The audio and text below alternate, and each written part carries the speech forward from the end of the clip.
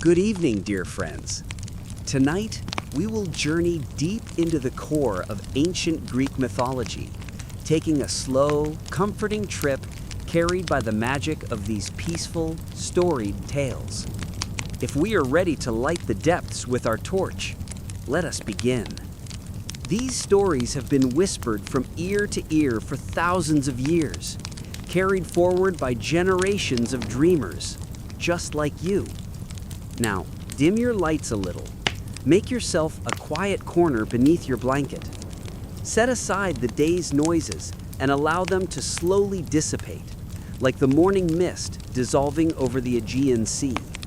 If this calm journey brings you peace, please don't forget to leave a like and subscribe only if you genuinely feel it.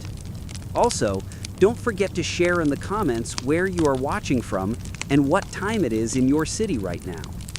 It always creates an incredible feeling for us to share these silent moments together, coming together from all corners of the world, across different time zones. Now, dim the lights just a little more. Perhaps you can turn on a small fan to create a light background white noise. And let us begin a dreamlike journey into ancient Greece, where the gods blended with mortals and the serene waves of the Mediterranean whispered their secrets. In your mind, visualize the most peaceful morning. Imagine the endless tranquility of the Mediterranean. Think of a sea stretching out like a blue mirror at dawn, a surface of calm, uncut water where even the wind's whistle is absent.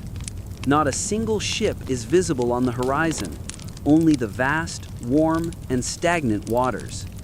However, this serene picture is about to change very soon, because here, an extraordinary event will take place that will forever change the lives of gods and mortal men.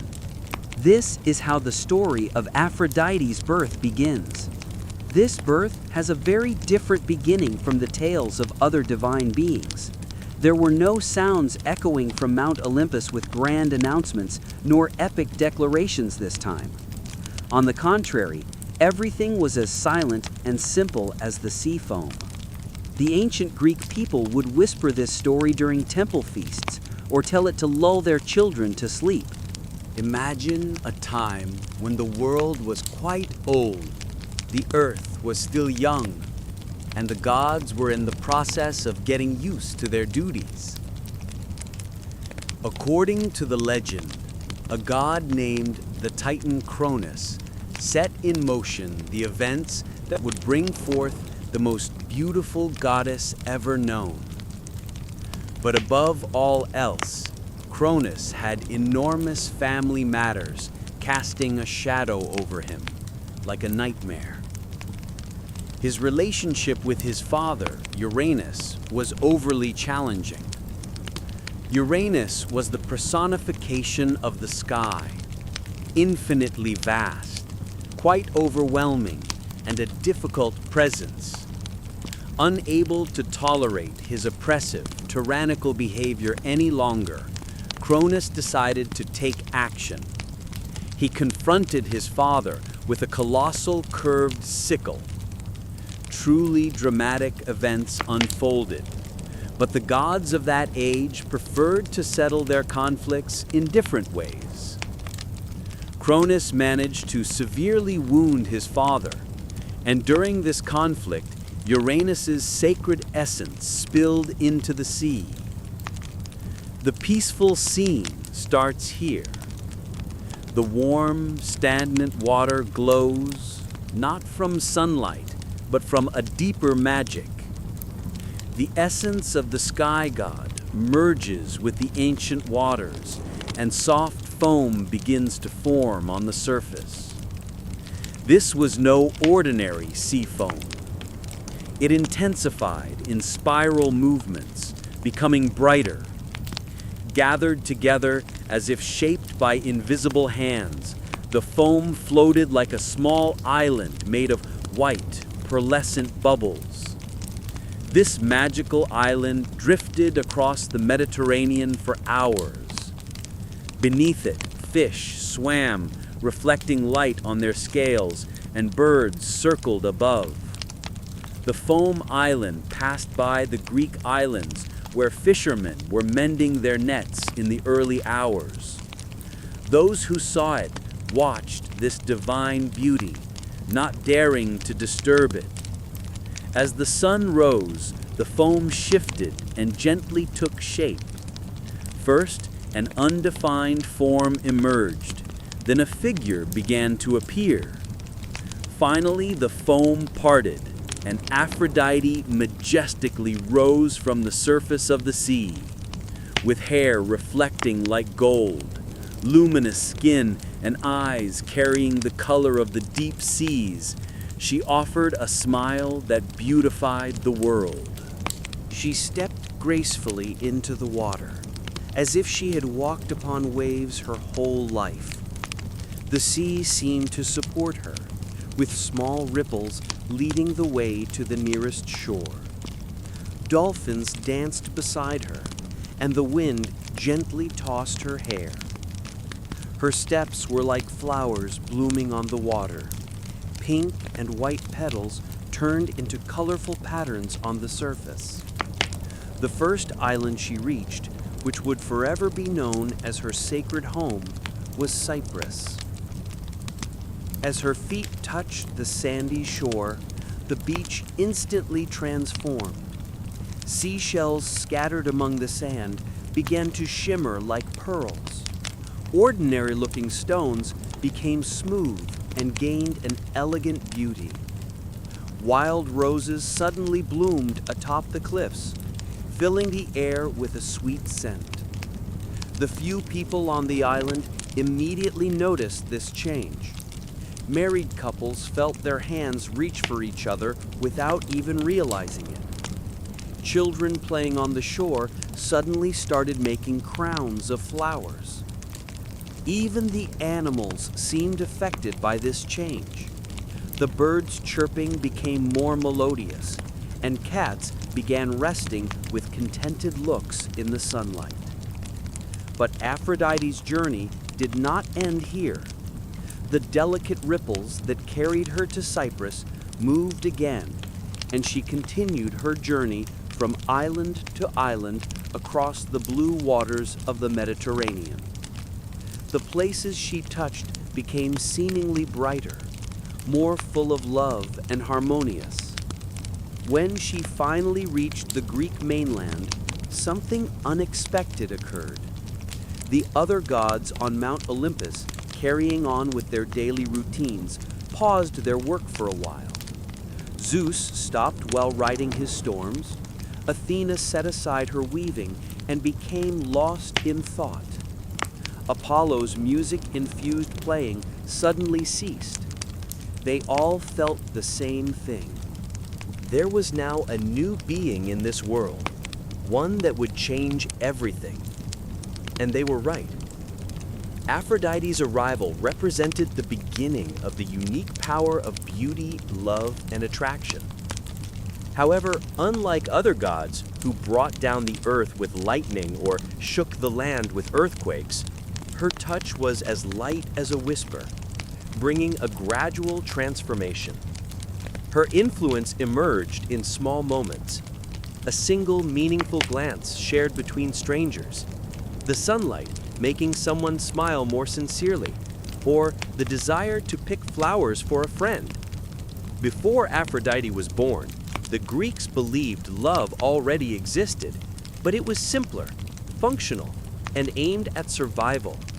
People married to form alliances, for protection, and to continue their lineage. But when she emerged from the sea foam, love became much more complex and captivating. It gained meaning through poetry, music, and art. People were filled with passion like never before, crossed oceans, and fought great wars for its sake. Aphrodite, meanwhile, set about exploring this brand new world with the curiosity of someone seeing it for the first time. She wandered through groves of olive trees, tracing her delicate fingers over the silver-green leaves. She sat by the edge of springs and watched her reflection in the clear water, noticing that the water's shimmer increased with her smile. She began to understand that her presence left a deep, undeniable mark on everything. The gardens she passed through bloomed more exuberantly with her charm. Young people added grace and self-confidence to their steps, and artists found new sources of inspiration in their work. Even the food at village festivals seemed more delicious with her presence. But perhaps most importantly, she had learned that Aphrodite's ability was not limited only to romantic love. She possessed an emotional power that taught people to appreciate all kinds of beauty. The way the morning light fell upon a hillside, shared laughter, the satisfaction of a carefully completed task. Although Aphrodite was accepted into Olympus and became one of the gods, she never lost her connection to the sea. Early in the morning, she would return to the shore, walking on the foam, remembering her first step into existence. The Greeks believed that those who were patient and silent could see her as an elegant figure moving gracefully as the sun rose. The story of Aphrodite began not just by creating a god, but by demonstrating the transformative power of beauty and love. She proved that the world could be changed through gentleness and charm, even among powerful deities. Aphrodite's first step into the world from the sea foam brought not just a pleasant addition, but the understanding that love and beauty are fundamental forces that shape life. As her story continued, the world of the Greek gods became increasingly complex. An example of this complexity is the tale of how Athens got its name, the rivalry between Athena and Poseidon to become its patron. At that time, the city was nameless, a small community nestled at the foot of the Acropolis. Though its people were hardworking, they knew divine protection was necessary. So Athena, the goddess of wisdom and war, decided to take on this role. She was practical, thoughtful, and had an extraordinary ability to solve problems. Poseidon, on the other hand, was the god of the seas, earthquakes, and horses, a powerful, magnificent figure accustomed to always getting what he wanted.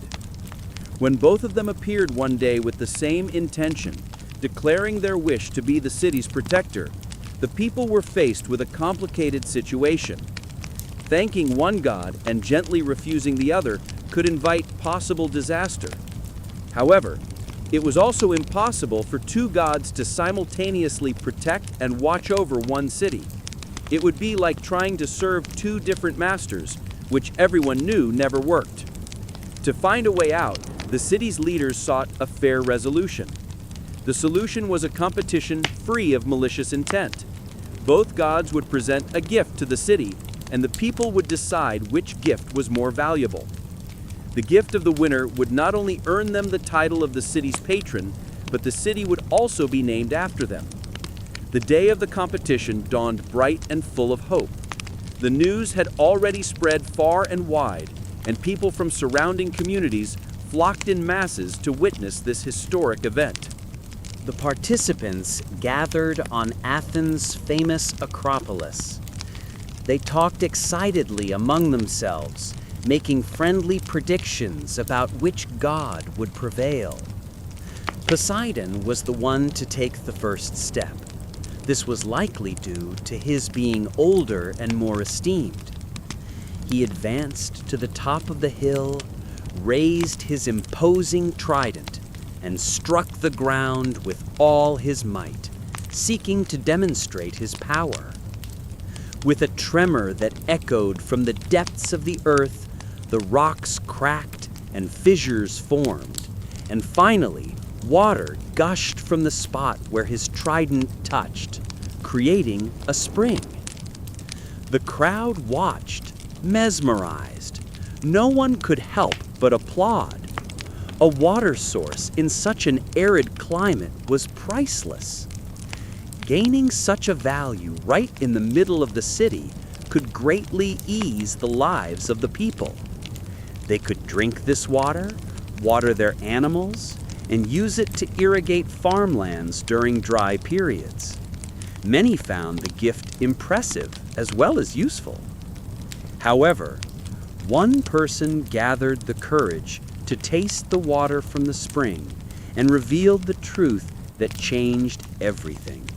The water was salty, just as salty as the seas Poseidon ruled. This situation did not render Poseidon's gift entirely useless. It could be used for cooking, preserving fish, or limited cleaning. However, it did not meet the need for drinking water, nor was it functional for irrigating crops. In this context, Poseidon's gift had become more a symbol of his dominion over the seas. Despite everything, it had not lost its impressiveness. It was a tangible demonstration of grandeur and might. When it was Athena's turn, the crowd watched in silence. She had no flashy weapon or magnificent trident in her hand. She knelt gracefully but resolutely on the ground, extended her hands to the hard rocks, and began to speak softly to the earth.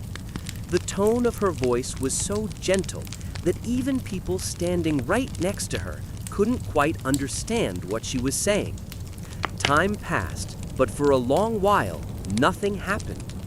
Some in the crowd shifted restlessly, with doubts about whether Athena's gift would be as spectacular as the spring Poseidon had created.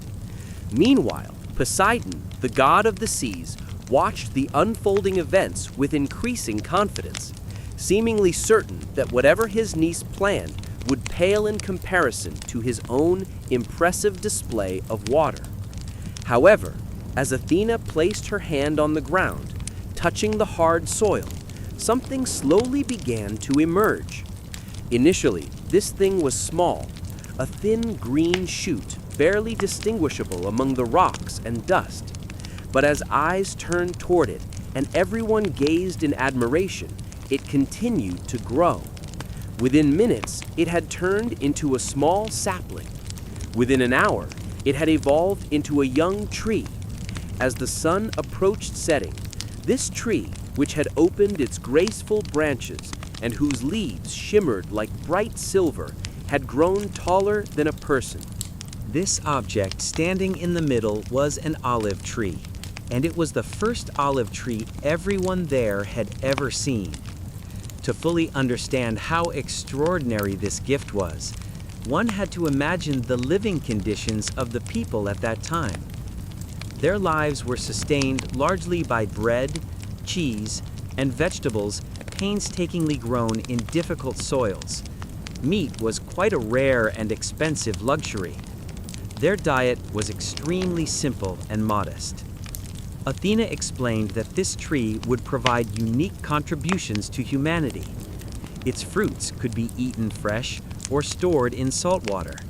But more importantly, she said that these olives could be transformed into oil, and this golden-colored liquid would revolutionize many areas, from cooking to lighting and even religious rituals. Athena also demonstrated how olive oil could transform even ordinary meals. She explained its many aspects, from enriching the taste of bread to making vegetables more nutritious. For lighting, she proved that instead of smoky torches, burning a wick in olive oil yielded a cleaner and continuous light. Furthermore, she described how athletes could use olive oil to keep their bodies flexible and healthy. Athena's gift not only offered immediate and practical benefits, but also carried a long-term vision. She explained to the people the unique resilience and longevity of olive trees. Once an olive tree took root, it could provide a source of food and oil for generations. These trees would thrive even in the most unproductive soils and grow more magnificent, yielding more fruit as the years passed. Moreover, these trees could be propagated. Branches taken from a single olive tree could be used to grow new trees. Thus, even a rocky hillside could be transformed into an entire olive grove, bringing wealth to the whole community. After evaluating the two gifts, the public's preference became increasingly clear. Poseidon's spring was impressive at first, a clear manifestation of power. However, the solution it offered was temporary and limited. Athena's olive tree, on the other hand, was a calmer and more unusual gift. Yet, it had the capacity to solve countless problems and held features that would benefit future generations. Finally, the people decided unanimously. Athena's gift was unequivocally better, and the city was named Athens in her honor.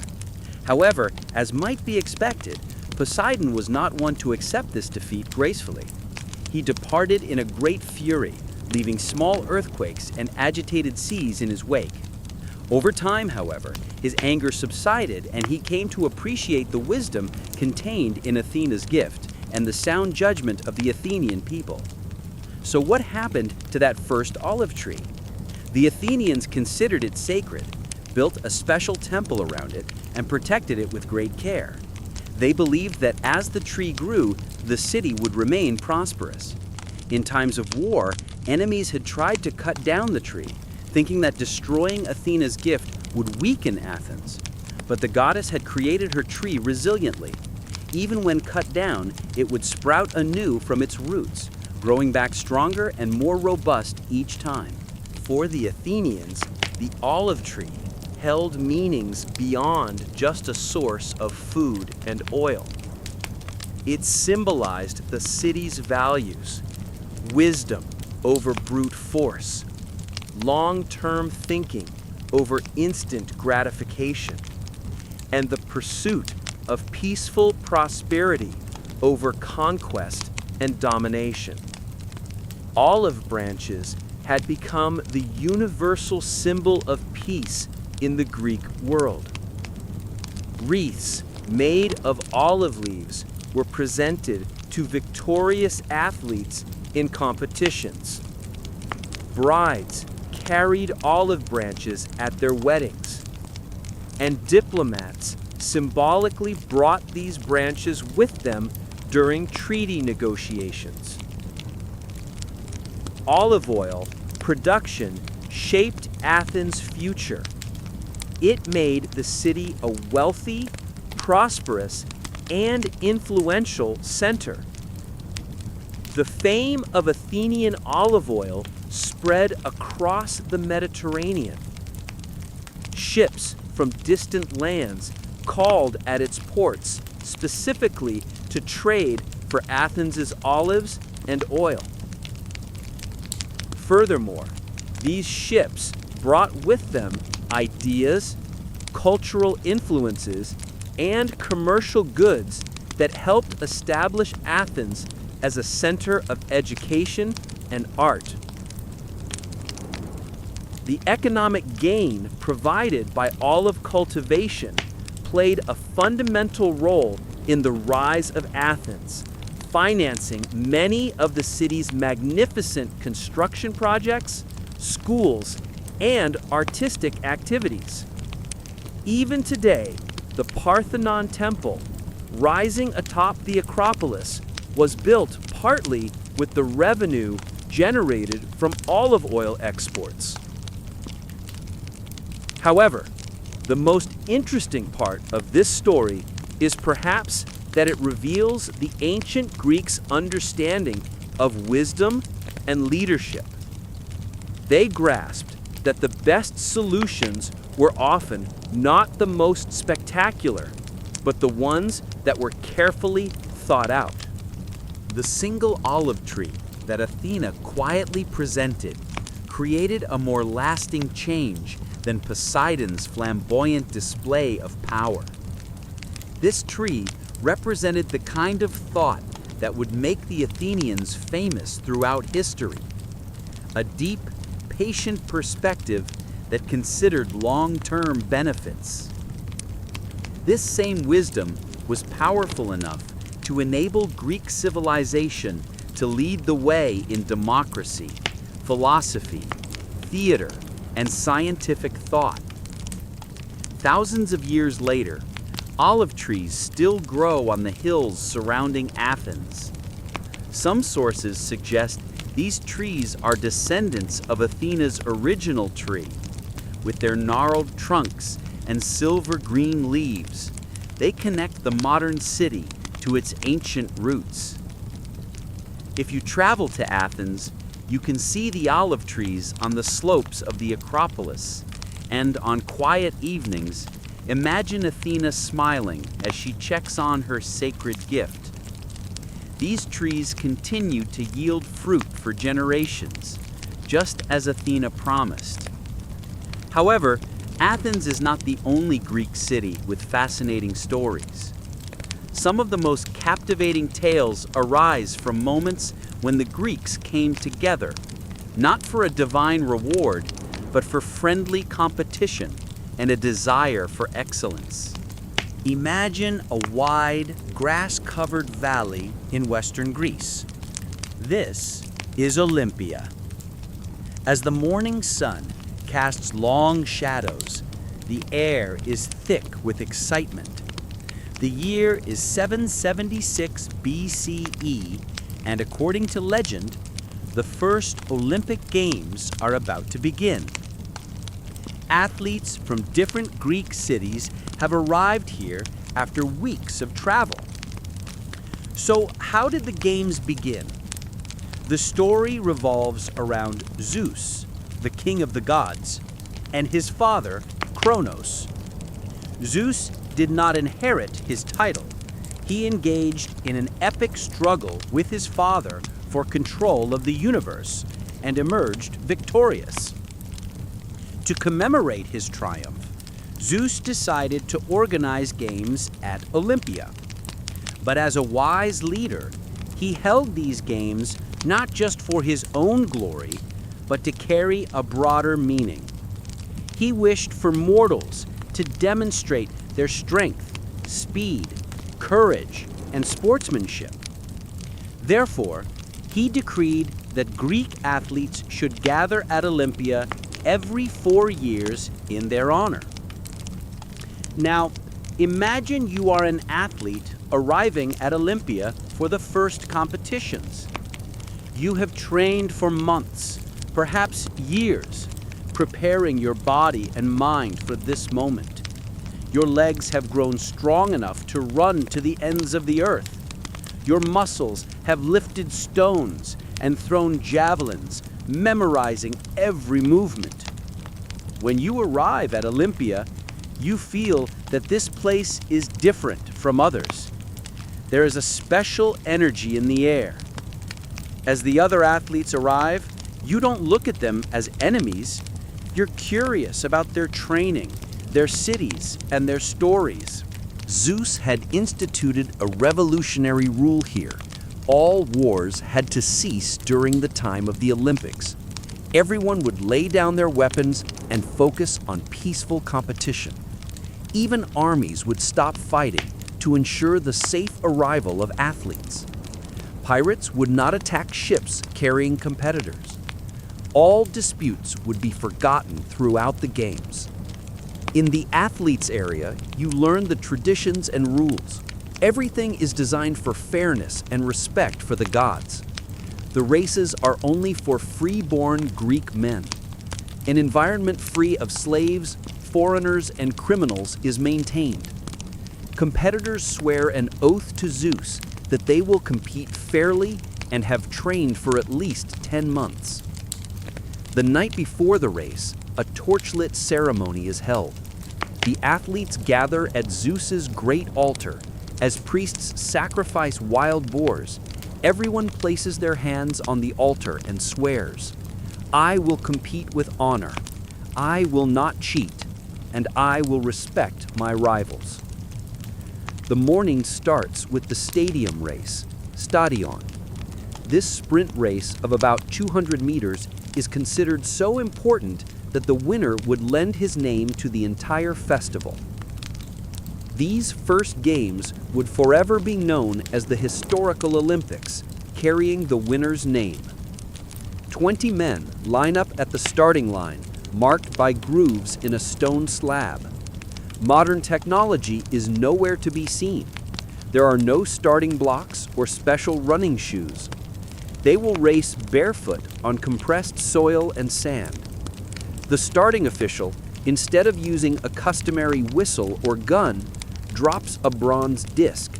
The metallic clanging sound as the disc hits the ground signals the start of the race. The runners move, progressing rhythmically with their bare feet on the track. Meanwhile, the spectators cheer enthusiastically from the grassy slopes that serve as natural stands. However, there is more than just ordinary support in this cheering. A call full of passion and courage rises.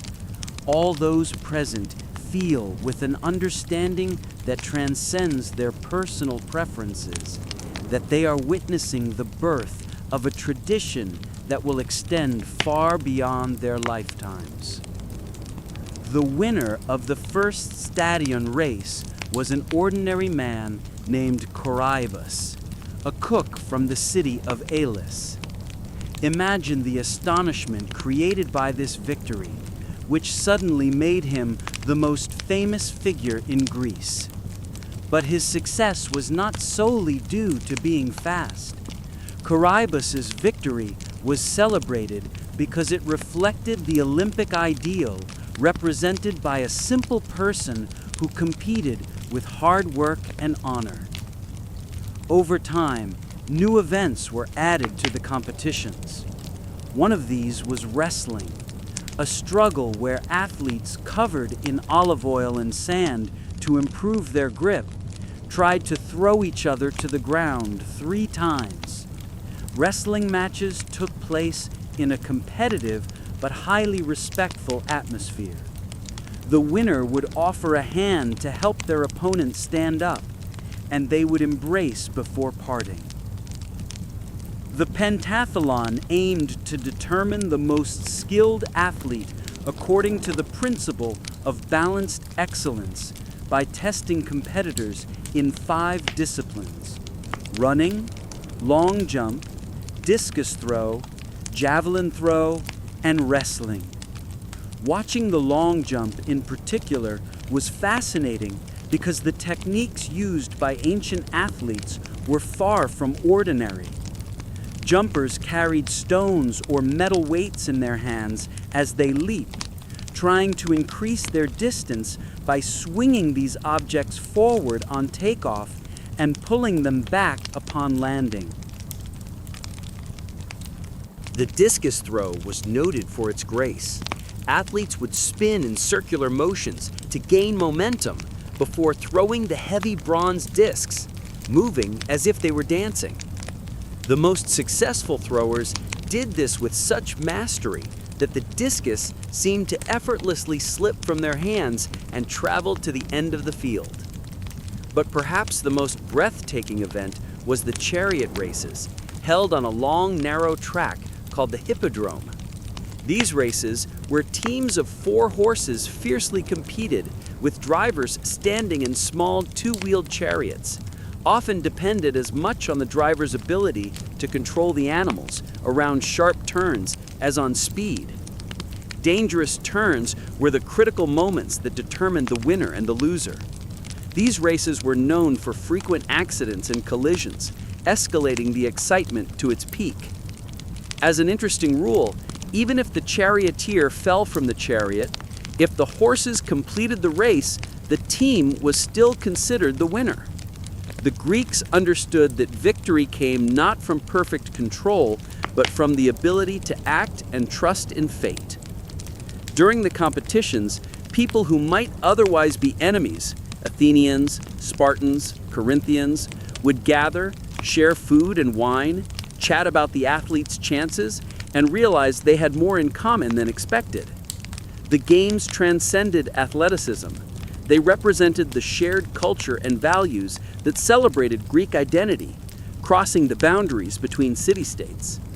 In addition, Olympic traditions included activities like poets reading new works, artists selling statuettes of athletes, and food being offered to the spectators. The most important tradition is the victory ceremony.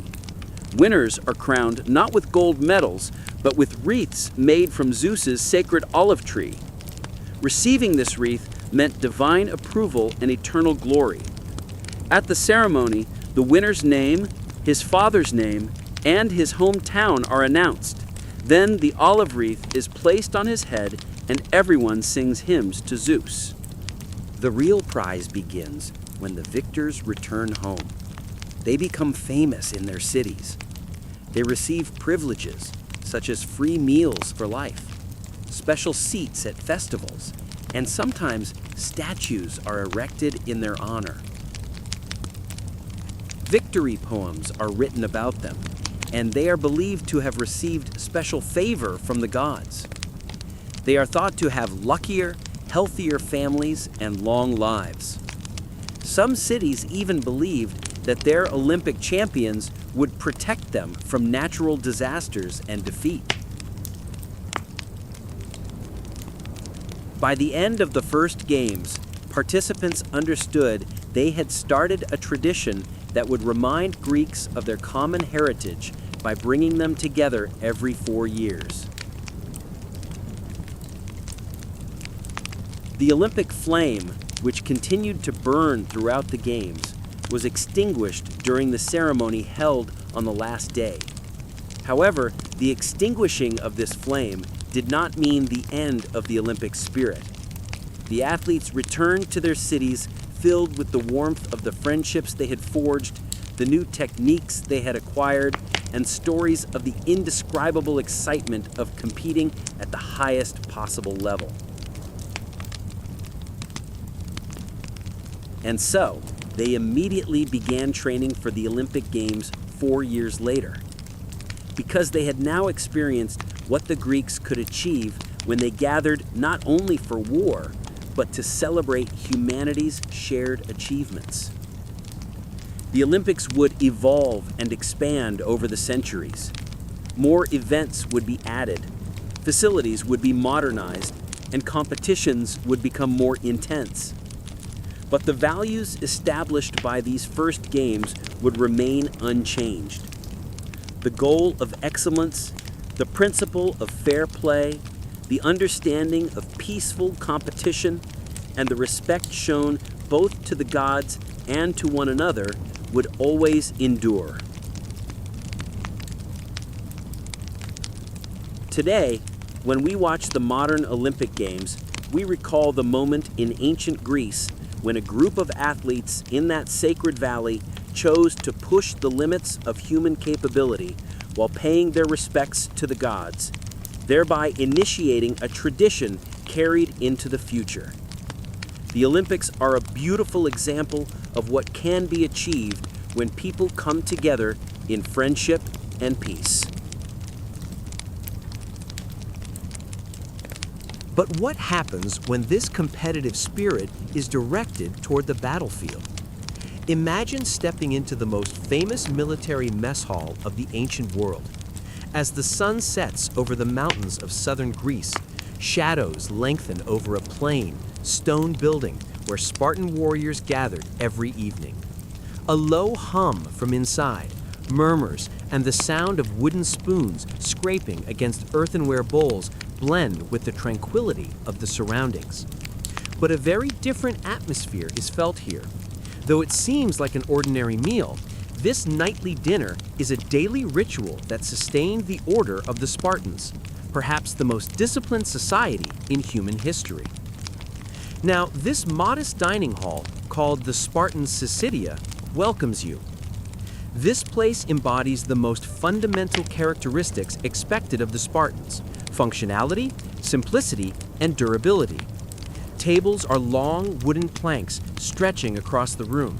Their surfaces are worn, bearing the marks of years. There is neither a tablecloth nor elegant decorative elements on them. Only simple benches are provided for seating. Small oil lamps provide the only lighting, casting flickering shadows on the walls. Around each table sit about 15 men, and this arrangement is not random. It reflects the groups of warriors who fought together and side by side in the same formation on the battlefield. They are not merely friends gathered at the dinner table.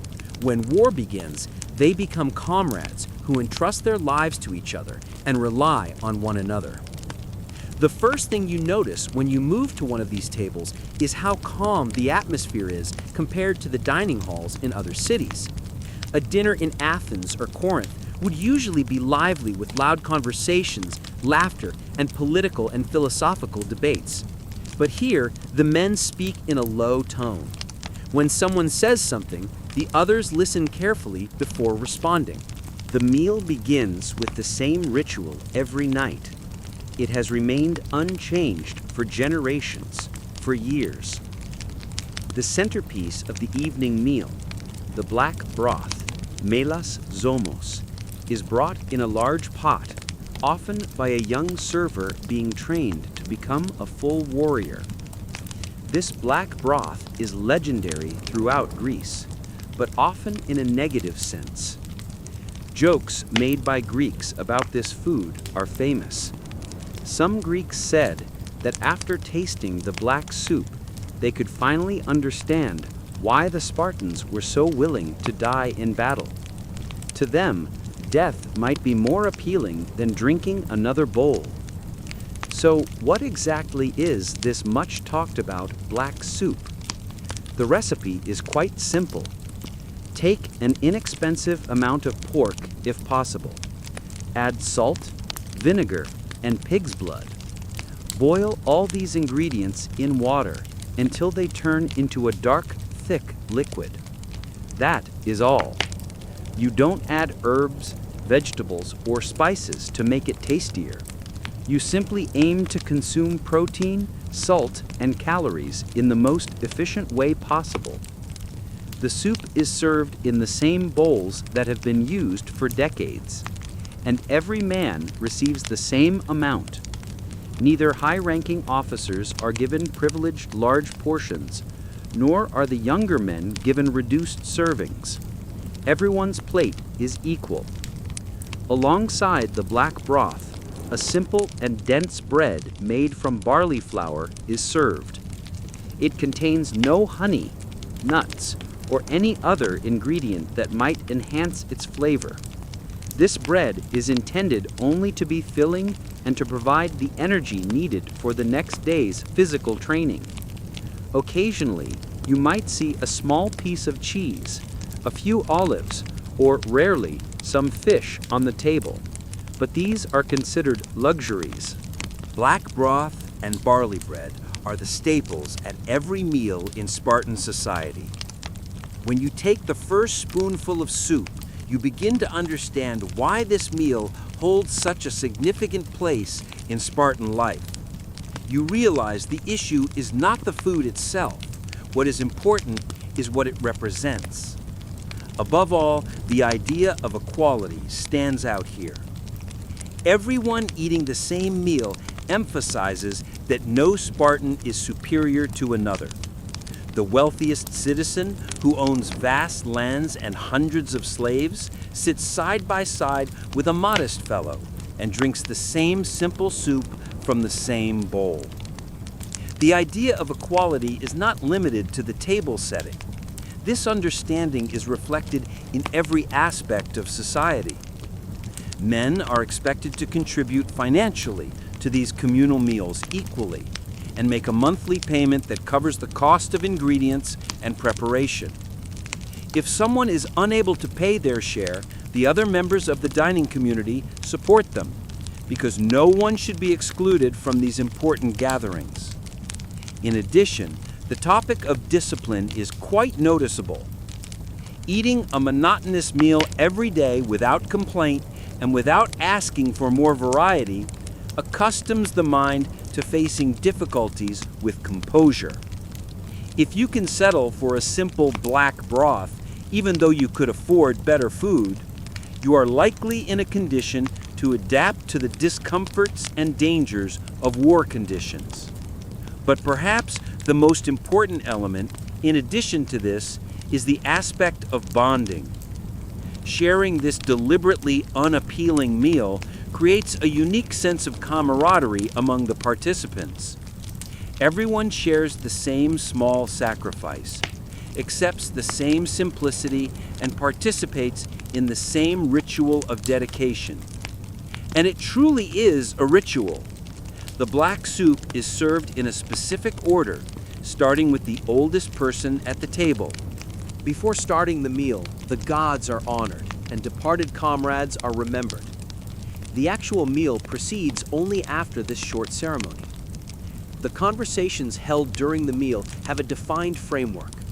Men might discuss training activities of the day, offer advice on weapon maintenance or fighting techniques. In addition, they might talk about developments in other parts of Greece and evaluate potential threats or opportunities. Sometimes, stories of memorable battles or legendary Spartan heroes are shared.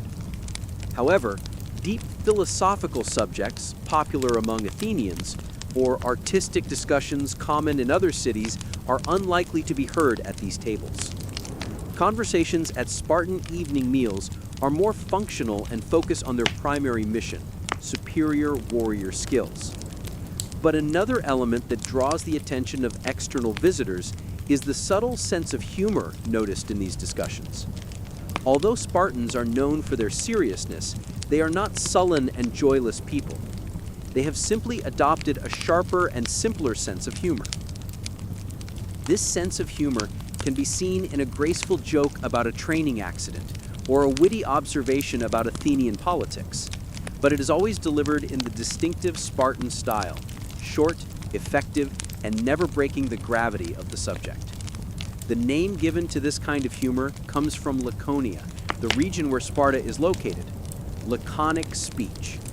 Laconic expressions represent the art of conveying a thought with the fewest possible words, and the Spartans had perfected this.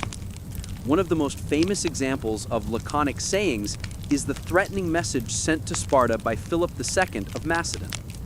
"If I invade Laconia, I will drive you out." The Spartans' reply consisted of a single word, "if." This answer determined Philip's choice not to invade.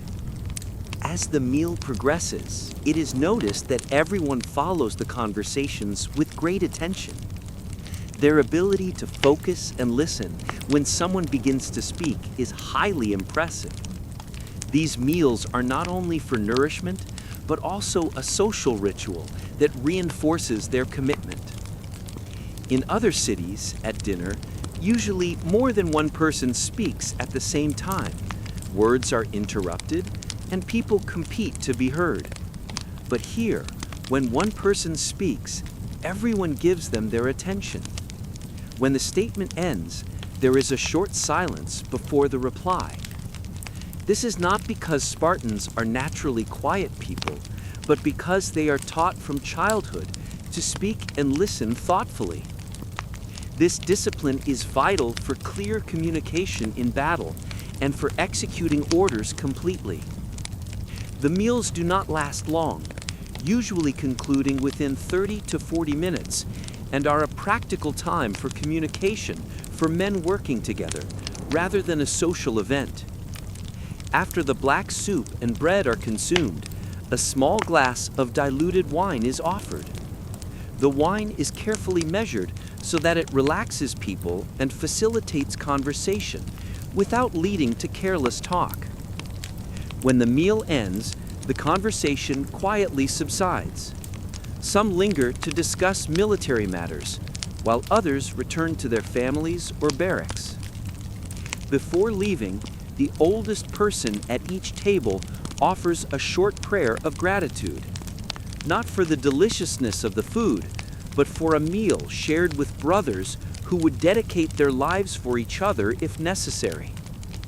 As you step out into the cool evening air, you observe that while other societies organize meals for wealth and extravagance, the Spartans prefer simplicity for the purpose of unity and discipline.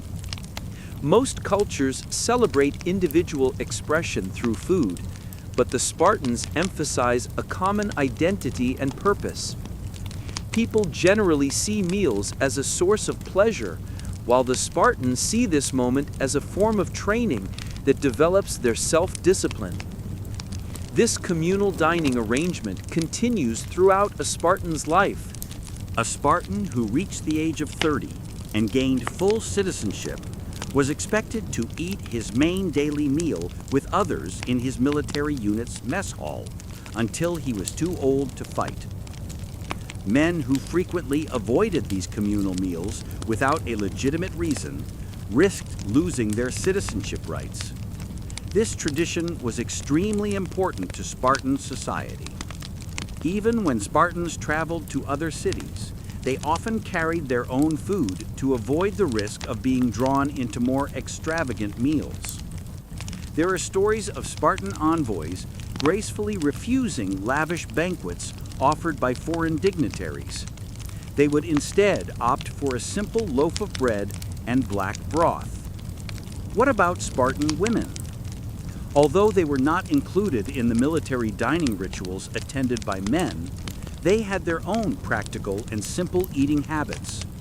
The women, famous throughout Greece for their physical endurance and strong character, maintained a diet that favored healthy and functional sustenance over pleasure or luxury. The tradition of the black broth, which became a symbol of Sparta, was preserved for centuries and remains one of the most distinctive features of the society. Even though Sparta's military power eventually declined and the city lost its former importance in Greek politics, visitors still came to experience this iconic communal dining and taste the famous, very simple, black soup. Many visitors leave having discovered that what made Sparta great was not just military strategy or weapons. The true strength of the Spartans was formed by the sacrifices made in favor of a collective ideal, forsaking individual pleasures at every meal, every day, every year. The black soup had become a symbol of this collective solidarity. True power is built with discipline, and true unity is forged through shared sacrifice. The deepest bonds emerge not from comfort or extravagance, but, on the contrary, from the hardships faced together.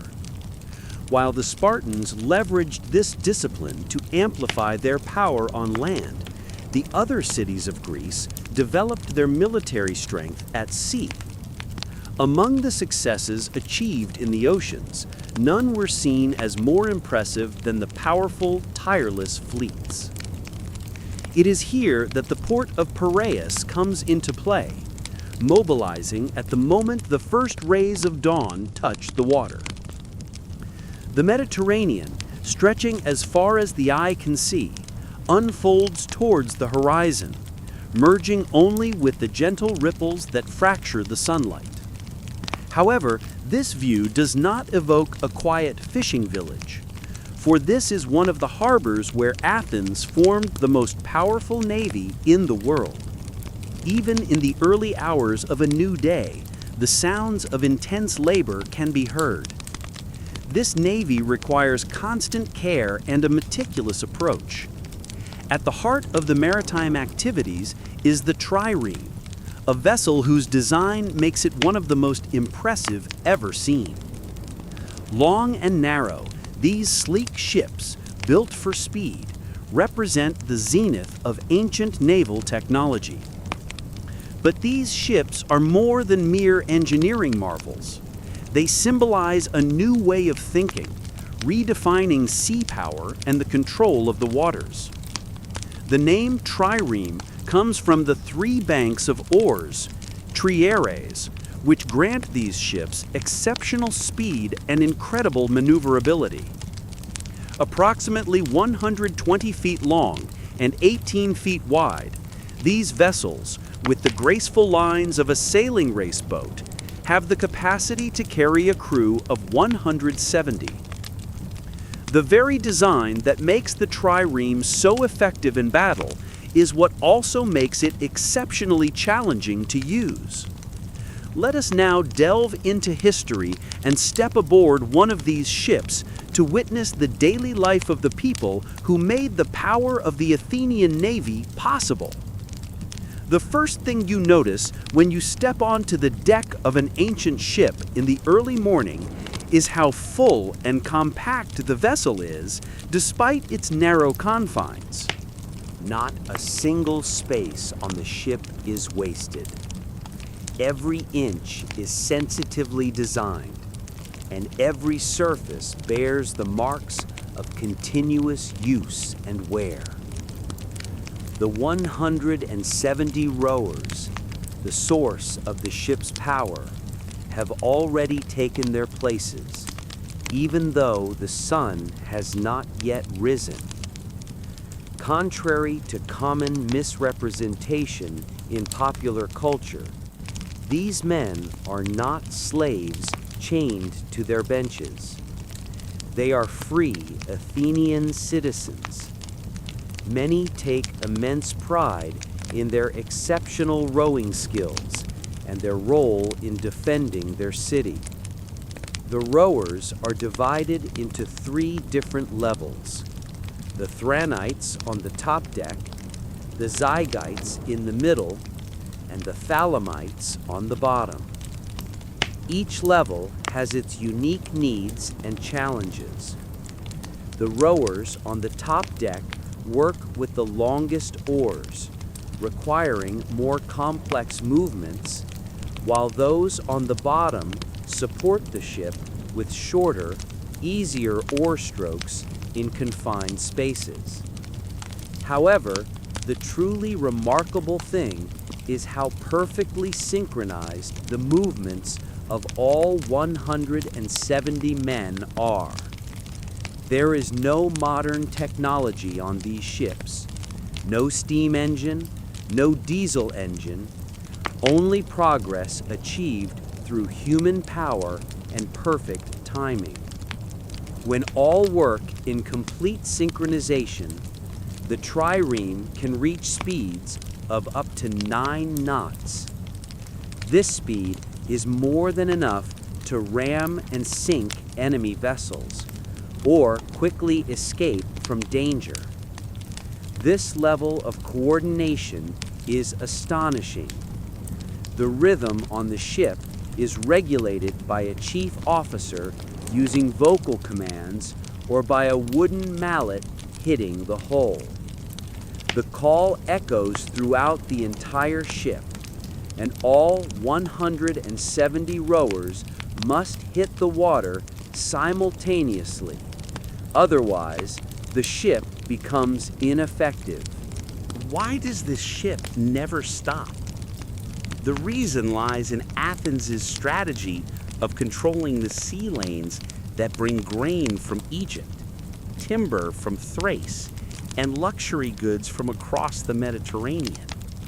If these supply lines are cut, Athens faces starvation. This is why triremes patrol day and night. A single trireme can remain on patrol for weeks because the crew works on a rotation basis. During the day, the ship moves fast with the full crew, displaying Athenian might to merchants and enemies. At night, a smaller crew keeps the vessel moving at a low tempo. Constant movement ensures the control of a much wider area, improves the crew's fitness, and creates a deterrent effect. The message is clear: Athens does not sleep, does not drop its guard, and grants no opportunity to the enemy. This constant activity requires tight organization. Meals are simple and eaten in order: bread, cheese, dried fish, and diluted wine. The ship has a small, safe area for food preparation. Fresh water is limited and distributed carefully. Water conservation becomes vital during wartime or when entering enemy waters. Sleep is even more difficult. There are no bunks or private areas. Rowers rest in the narrow spaces they can find, learning to sleep while adapting to the waves and the ship's movement. Furthermore, triremes require constant maintenance to function perfectly. Since there are no spare parts or repair facilities at sea, everything is fixed with the materials at hand. Before the night shift, important parts are checked. Leather sheaths are repaired, and vulnerable areas are mended. Without this diligence, The trireme could not function under any conditions. Ropes are regularly inspected for wear and tear, and damaged areas are either repaired or replaced entirely. The bronze ram, located at the front of the ship and designed to punch holes in enemy vessels, is of paramount importance. This ram must be meticulously cleaned of barnacles and seaweed so that it does not lose functionality during battle. This ram, the most vulnerable point of the ship, must withstand the force of the waves and collisions with floating debris. In an environment where the ship is constantly moving, navigation operations are quite challenging. Considering that ancient sailors did not have GPS, electronic maps, or radio signals for direction finding, the importance of their knowledge and skills is better understood. They must study the stars, coastlines, wind patterns, and wave conditions to determine their position and route. Navigation is easier during daylight hours when the shores are visible. Experienced sailors know every cape, prominent mountain peak, or harbor entrance on their duty routes by heart. They can even estimate their speed as they pass these landscape features. However, night navigation requires entirely different expertise. A navigation specialist must be able to recognize constellations and the movement of the stars, understand how they change with the seasons, and utilize these astrological guides to stay on course even when on the open sea. Weather conditions further complicate things. Triremes are vessels designed for speed and maneuverability. Therefore, avoiding storms is not their priority. In the event of severe weather, the captain may have to make a difficult decision, whether to shelter the ship in a safe harbor or to proceed without interrupting the patrol, risking the crew and the ship. Experienced trireme crews develop the ability to focus on weather signs, observing wind changes, the tones and movements of the clouds, the reflection of light on the waves, and even bird behavior. These signs offer important clues about the nature and severity of the approaching weather. However, the difficulties brought by the seas are not limited to storms. Mediterranean pirates pose a threat around every corner. Although they generally steer clear of a well-equipped trireme, they may see a ship weakened by equipment failure or crew illness as an opportunity. Triremes often encounter merchant ships in distress. These may be vessels damaged in storms, drifting after getting lost, or having lost their supplies due to pirate attacks. At this point, the mission of the trireme is not limited to military operations. It also includes humanitarian aid. Such assistance is provided to maintain good relations with merchants for the prosperity of Athens. However, rescue operations of this kind are complicated for triremes, which are designed for military activities. They have limited capacity for spare supplies and lack space for extra passengers. Assisting a merchant ship might involve sharing vital fresh water, escorting it to the nearest safe port, or sending some crew members to help with repairs on the damaged ship. The method of communication between ships throughout the day consists entirely of visual signals.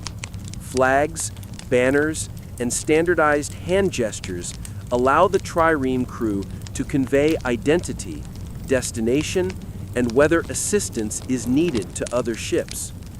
They also provide warnings about pirate threats or approaching storms. Communication becomes seriously difficult at night. Oil lamps can be used for simple signals, but this only works over short distances and in calm weather. Ships on night duty often maintain radio silence, though this is an anachronistic term, meaning silence to avoid detection, to avoid revealing their location to enemies. The duties of a trireme crew are physically extremely demanding, and rowing at full speed for hours requires a strength, endurance, and cardiovascular skill that would impress even modern athletes. But the work is not limited to physical strength. Proper technique is also crucial. An experienced rower, Odysseus, can maintain the same rhythm much longer than a person with superior strength but less skill. The crew members' hands develop calluses that provide protection during long rowing sessions. Their shoulders and back muscles acquire the correct structure by adapting to the required specific movements. After months, even years of service, veterans can row efficiently even during routine activities like conversing, eating, or lightly dozing. But the most important adaptation is not physical, but mental. While living on a constantly moving ship, an individual is never entirely alone, yet finds no private space.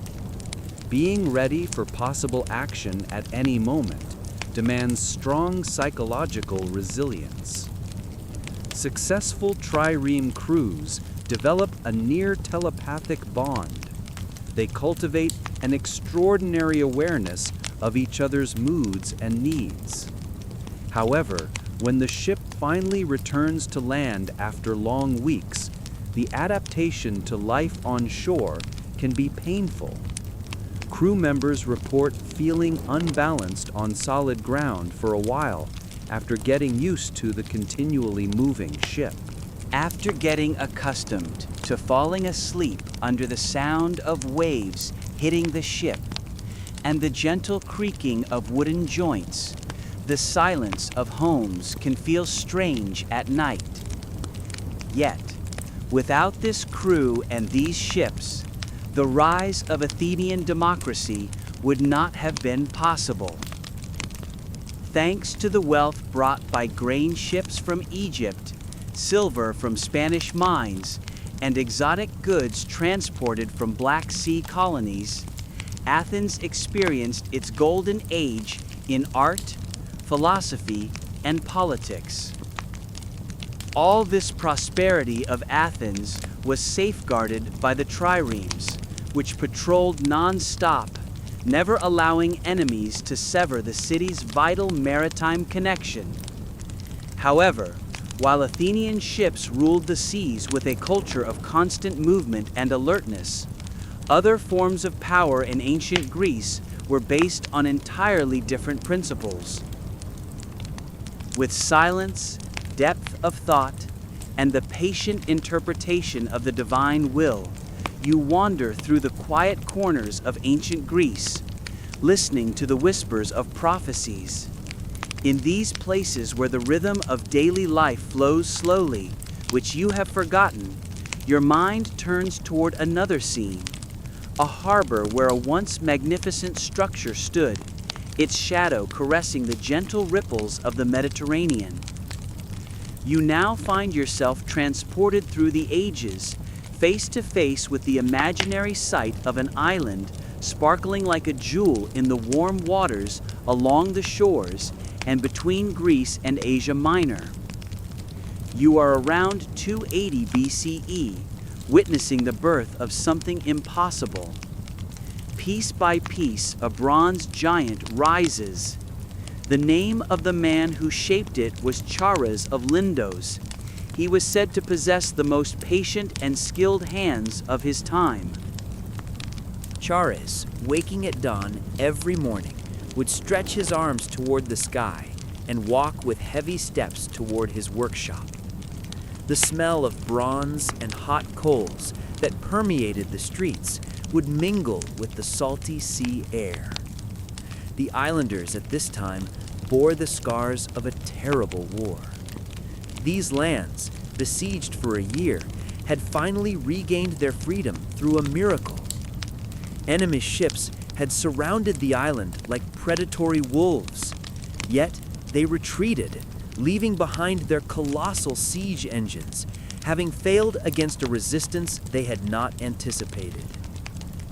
After the victory, as the islanders looked at the piles of bronze and iron left on the shore, a crazy idea came to someone's mind.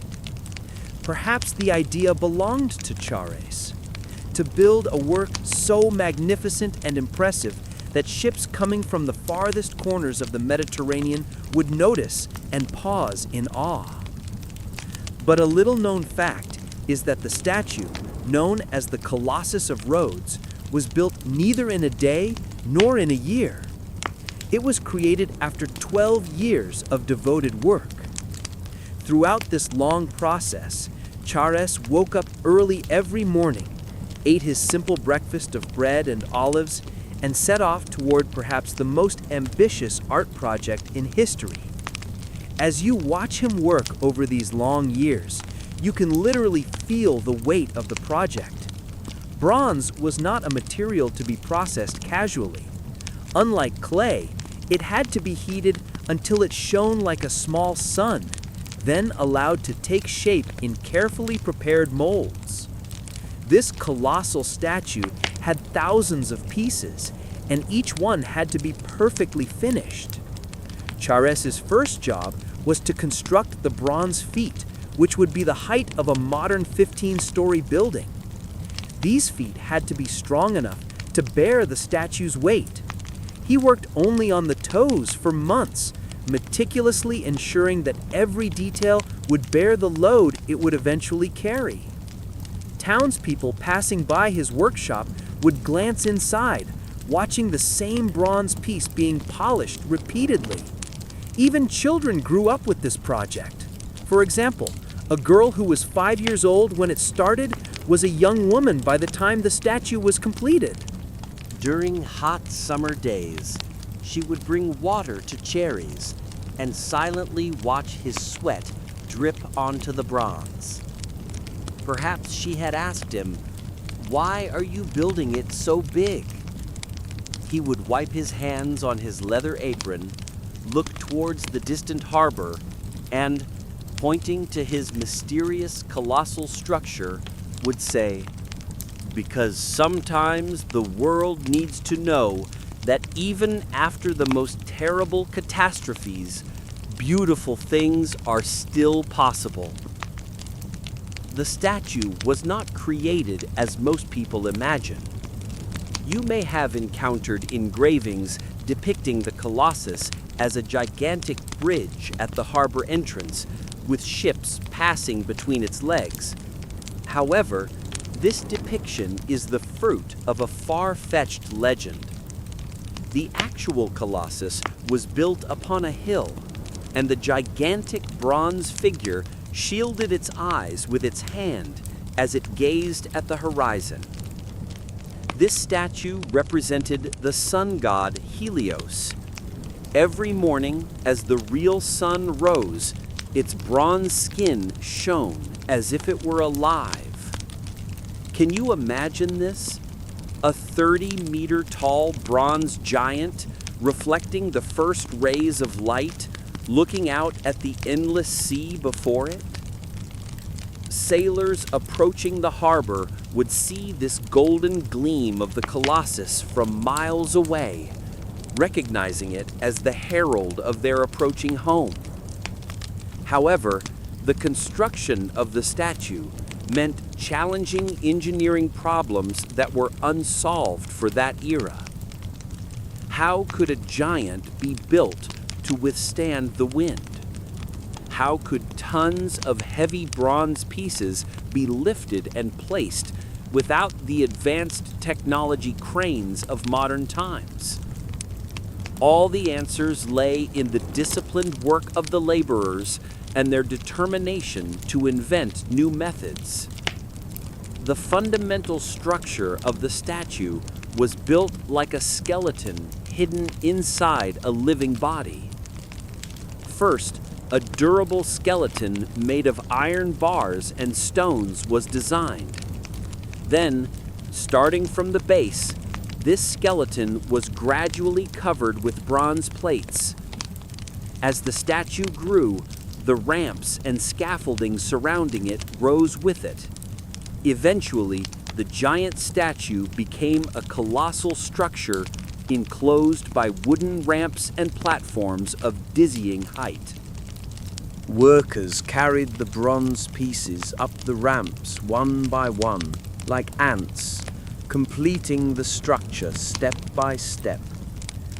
If you listen carefully, you might be able to hear the sounds of construction echoing from the harbor in your mind during those days. The powerful clang of hammers hitting bronze, the creaking of pulleys, the voices of workers giving instructions to each other, and the sound of waves hitting the shore like a constant rhythm in the background. But of course, not everything went smoothly in such a large and complex work.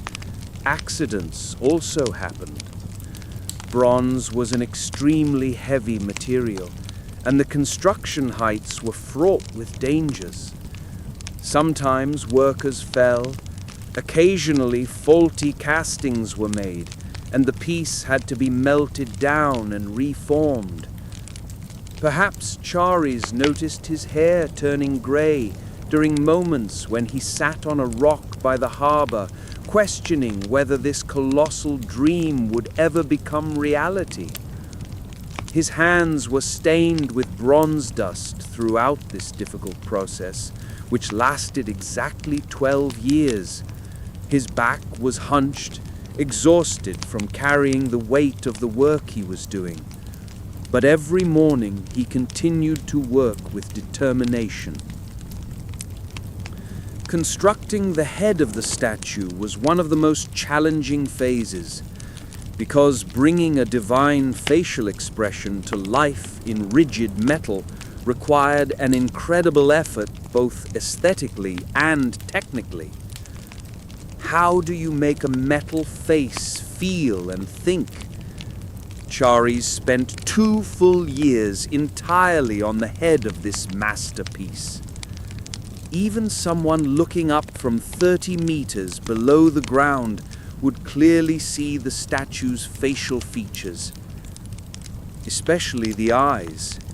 The eyes had to be large enough to be easily visible even far from the harbor, but they also had to radiate warmth and peace. Helios was neither a fierce god like Ares, nor cunning like Hermes. He was the sun itself, a stable, warm, and reliable presence. Every day he drove his fiery chariot across the sky, bringing light to the world. Then Chares gave the massive, seemingly smiling, divine eyes a subtle expression, looking patiently at the sea and saying, "Welcome." Sailors felt safe when they met these eyes. After a grueling effort that lasted exactly 12 years, the work was completed. The scaffolding was carefully dismantled, and this extraordinary structure was revealed to the public. Can you imagine that moment? The whole city must have held its breath as the last wooden platform was removed and the bronze guardian was revealed in all its glory. The inauguration ceremony lasted for days. People from all over the Mediterranean flocked not only to see this wonder, but to pay their respects to both Helios and the charities, bringing gifts and offerings. He had created something almost impossible to imagine, a bronze giant tall enough to touch the clouds. However, The sobering thought about the Colossus is that this magnificence lasted only 56 years. Just 56 years after Chares completed the greatest work of his life, an earthquake struck, and this colossal bronze statue was toppled to the ground. 56 years. A span of time equivalent to a human lifetime back then. So much effort, so many dreams, tons of bronze, and one morning the earth shook and it was all over. This fallen giant continued to lie in the harbor for 800 years. Even though it was ruined and leaning, it was still seen as a miracle. So much so that tourists from Rome would come just to see the colossal bronze hand and toes scattered on the shore. Even the thumb surrounding the statue was so large that most people could not wrap their arms around it. Chares, however, did not live long enough to see the collapse of all this splendor. He died peacefully in his workshop, surrounded by the small bronze statues he had made throughout his life. But while his work stood, it was meaningful enough for him to go out every morning and look at the dream rising into the sky, guarding his island. Do you know what makes this story beautiful? Chares spent 12 years creating something he knew wouldn't last forever. Bronze wears down. Earthquakes happen. Nothing made by human hands is eternal. Yet he did it. Because sometimes the act of creating something beautiful is more important than the longevity of the thing itself. Even today, you can visit the former site of the Colossus and walk on the harbor where this colossal work once stood. The harbor is still there, gracefully and charmingly continuing to host ships from all over the Mediterranean. Although you can no longer see that massive bronze figure, you can still feel the presence of something in the air, the echo of that impossible dream that once materialized. Before you fall asleep, consider this. Chares working patiently in his workshop, adding small pieces every day, building a magnificent work piece by piece. If you had such a span of time, what impossible dreams would you pursue? What bronze giants, patiently waiting to sprout within you, could your dreams become? It is worth pondering a bit on patience, perseverance, and seemingly impossible dreams, isn't it? Transport your imagination to an island, veiled in the secrets of the world before it grew old, into the depths of time. This island is a place where beauty turned to awe, and the boundaries between legends and memories blur like the heat waves rising from the ancient walls.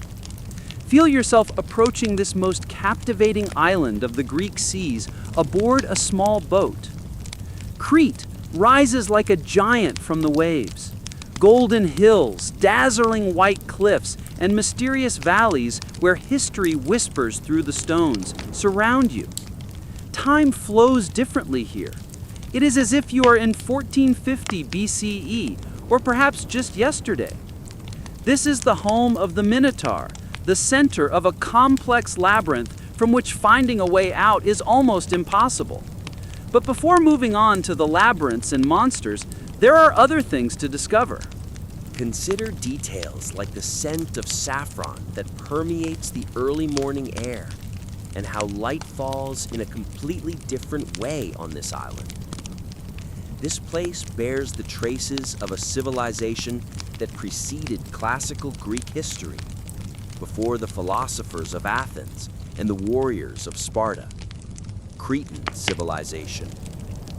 This people, which we today call the Minoan Civilization, built something extraordinary, unlike anything seen in history. A civilization without walls. Think about it.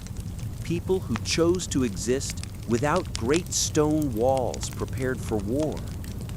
While many ancient cities surrounded themselves with weapons and stern protectors, The palaces of the Minoan people were designed only with open courtyards, shimmering frescoes, and rooms that flowed shapelessly into one another. As your footsteps echo in the ruins of one of the largest Minoan palaces, Knossos, you walk through corridors that might have inspired the labyrinths of legend. These corridors are not dark and menacing. On the contrary, they are filled with light and the magic of colors. The walls are adorned with scenes of dolphins gliding through waves, ladies dressed in elegant clothing, rituals we do not understand, and youths leaping over bulls. Bull leaping holds a crucial place here. Wherever you look, you encounter symbols of this movement. Young people, women, and men courageously gripping the horns of colossal bulls, leaping over their backs. But this is not an act of fighting. They are not killing the bulls. They are not displaying force. In a sense, they are dancing with them.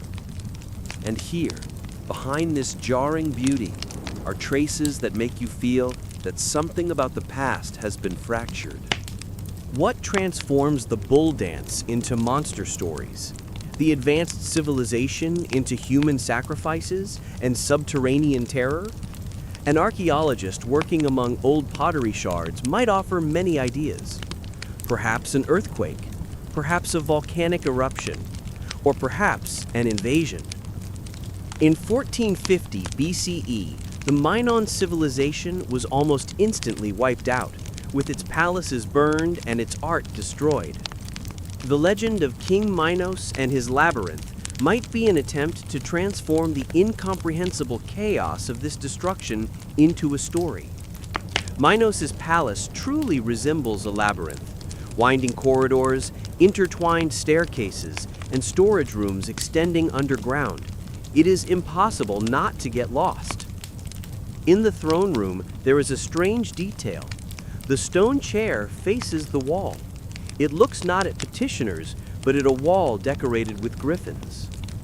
Does this imply a secret chamber, or does it point to voices the king could only hear himself?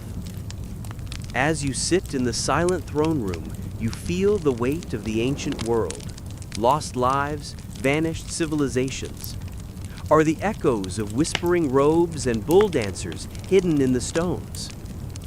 Like the greedy monster, the son of the bull and the queen in the Minotaur legend, the traces of the past still send shivers down our spine today. 7 young men and 7 young women are sent every 7 years to be sacrificed to the monster awaiting them in its underground lair. A dark story ruled by fear, sacrifice, and desperation. But what if this story had begun in a completely different way? What if the ancient Cretan bull leaping ceremonies were a tradition requiring youths to come from different islands for training and competition? What if some were inevitably injured and lost their lives during these dangerous displays? What if paying tribute was actually an athletic selection ceremony, and the sacred bull was the very entity seen as the monster? You ascend to the rooms of the palace, known for its massive clay storage jars. The large pithoi, or jars, are big enough for a person to fit inside. These jars contained the fundamental sources of wealth for the legendary Minoan civilization: oil, wine, and grain. However, in the strange afternoon light, it seems as if these jars were not only hiding these goods, but also secrets, treasures, and perhaps even people. It was here that the famous snake goddess figurines were discovered.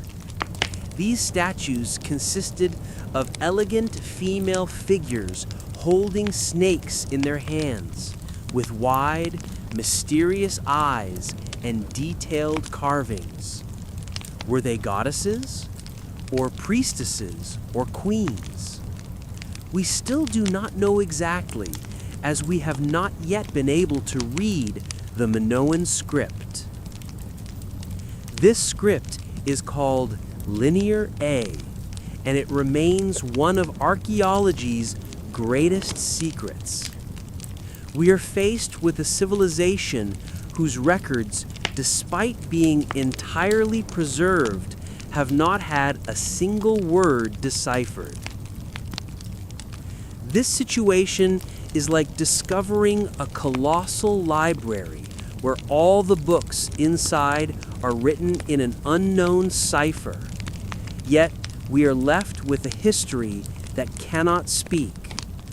While the Minoan people have bequeathed us their art, their immense architecture, and their pottery, their voices remain unechoed. Perhaps this silence is the most unsettling thing about the Cretans. While other ancient civilizations left behind their laws, stories, and even their complaints, the Minoans only left elegant frescoes filled with flowers, dolphins, and dancing people. But there is no clue as to what these works mean. You wander through the queen's chambers. The walls are adorned with dolphins swimming in underwater gardens, and there is even an advanced siphonic toilet unique to the ancient world, which Europe would only discover centuries later. Apparently, this civilization prioritized comfort, a sense of aestheticism and cleanliness. So how did it become the source of such a grim and terrifying legend? Perhaps that is precisely the point. When memory is erased, only the blind fear of the unknown remains. Perhaps the story of Theseus killing the Minotaur and escaping the labyrinth with Ariadne's thread does not actually tell of the Cretan people, but of the forgetting of a complex and beautiful cultural heritage. Could the legend be the attempt of ancient Greece to connect with this civilization that it could no longer understand over time? As the sun slowly descends over the island of Crete before your eyes, you turn toward the large courtyard where the bull dancers displayed their courageous feats years ago.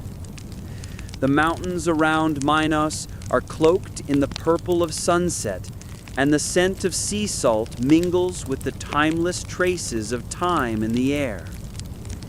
In the distance, the tranquil sound of goat bells can be heard.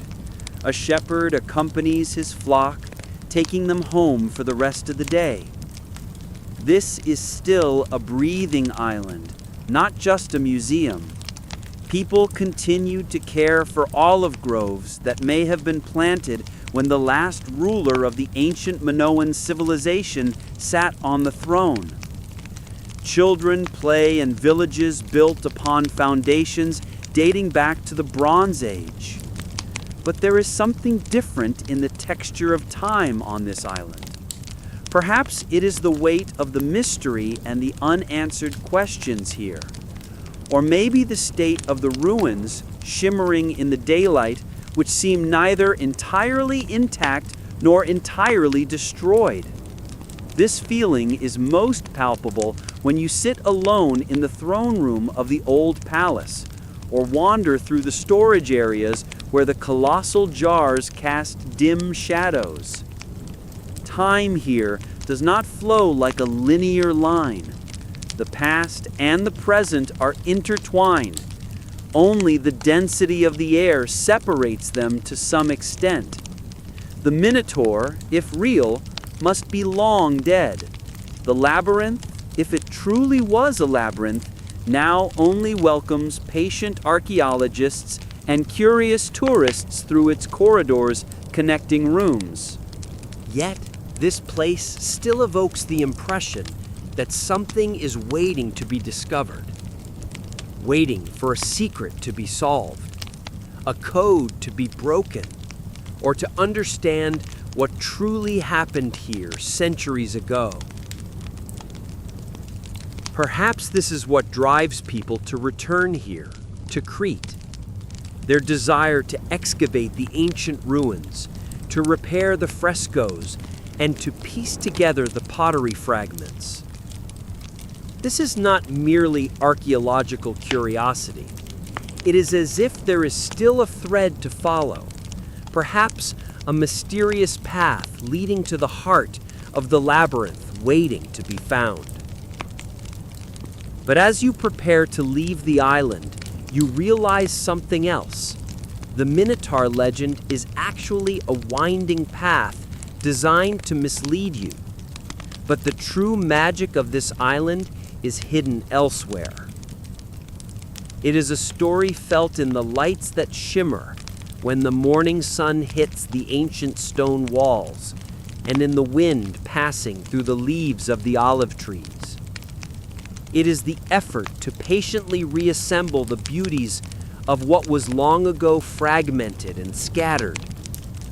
Perhaps it is about how the secrets of this world can be more captivating than the answers given to them.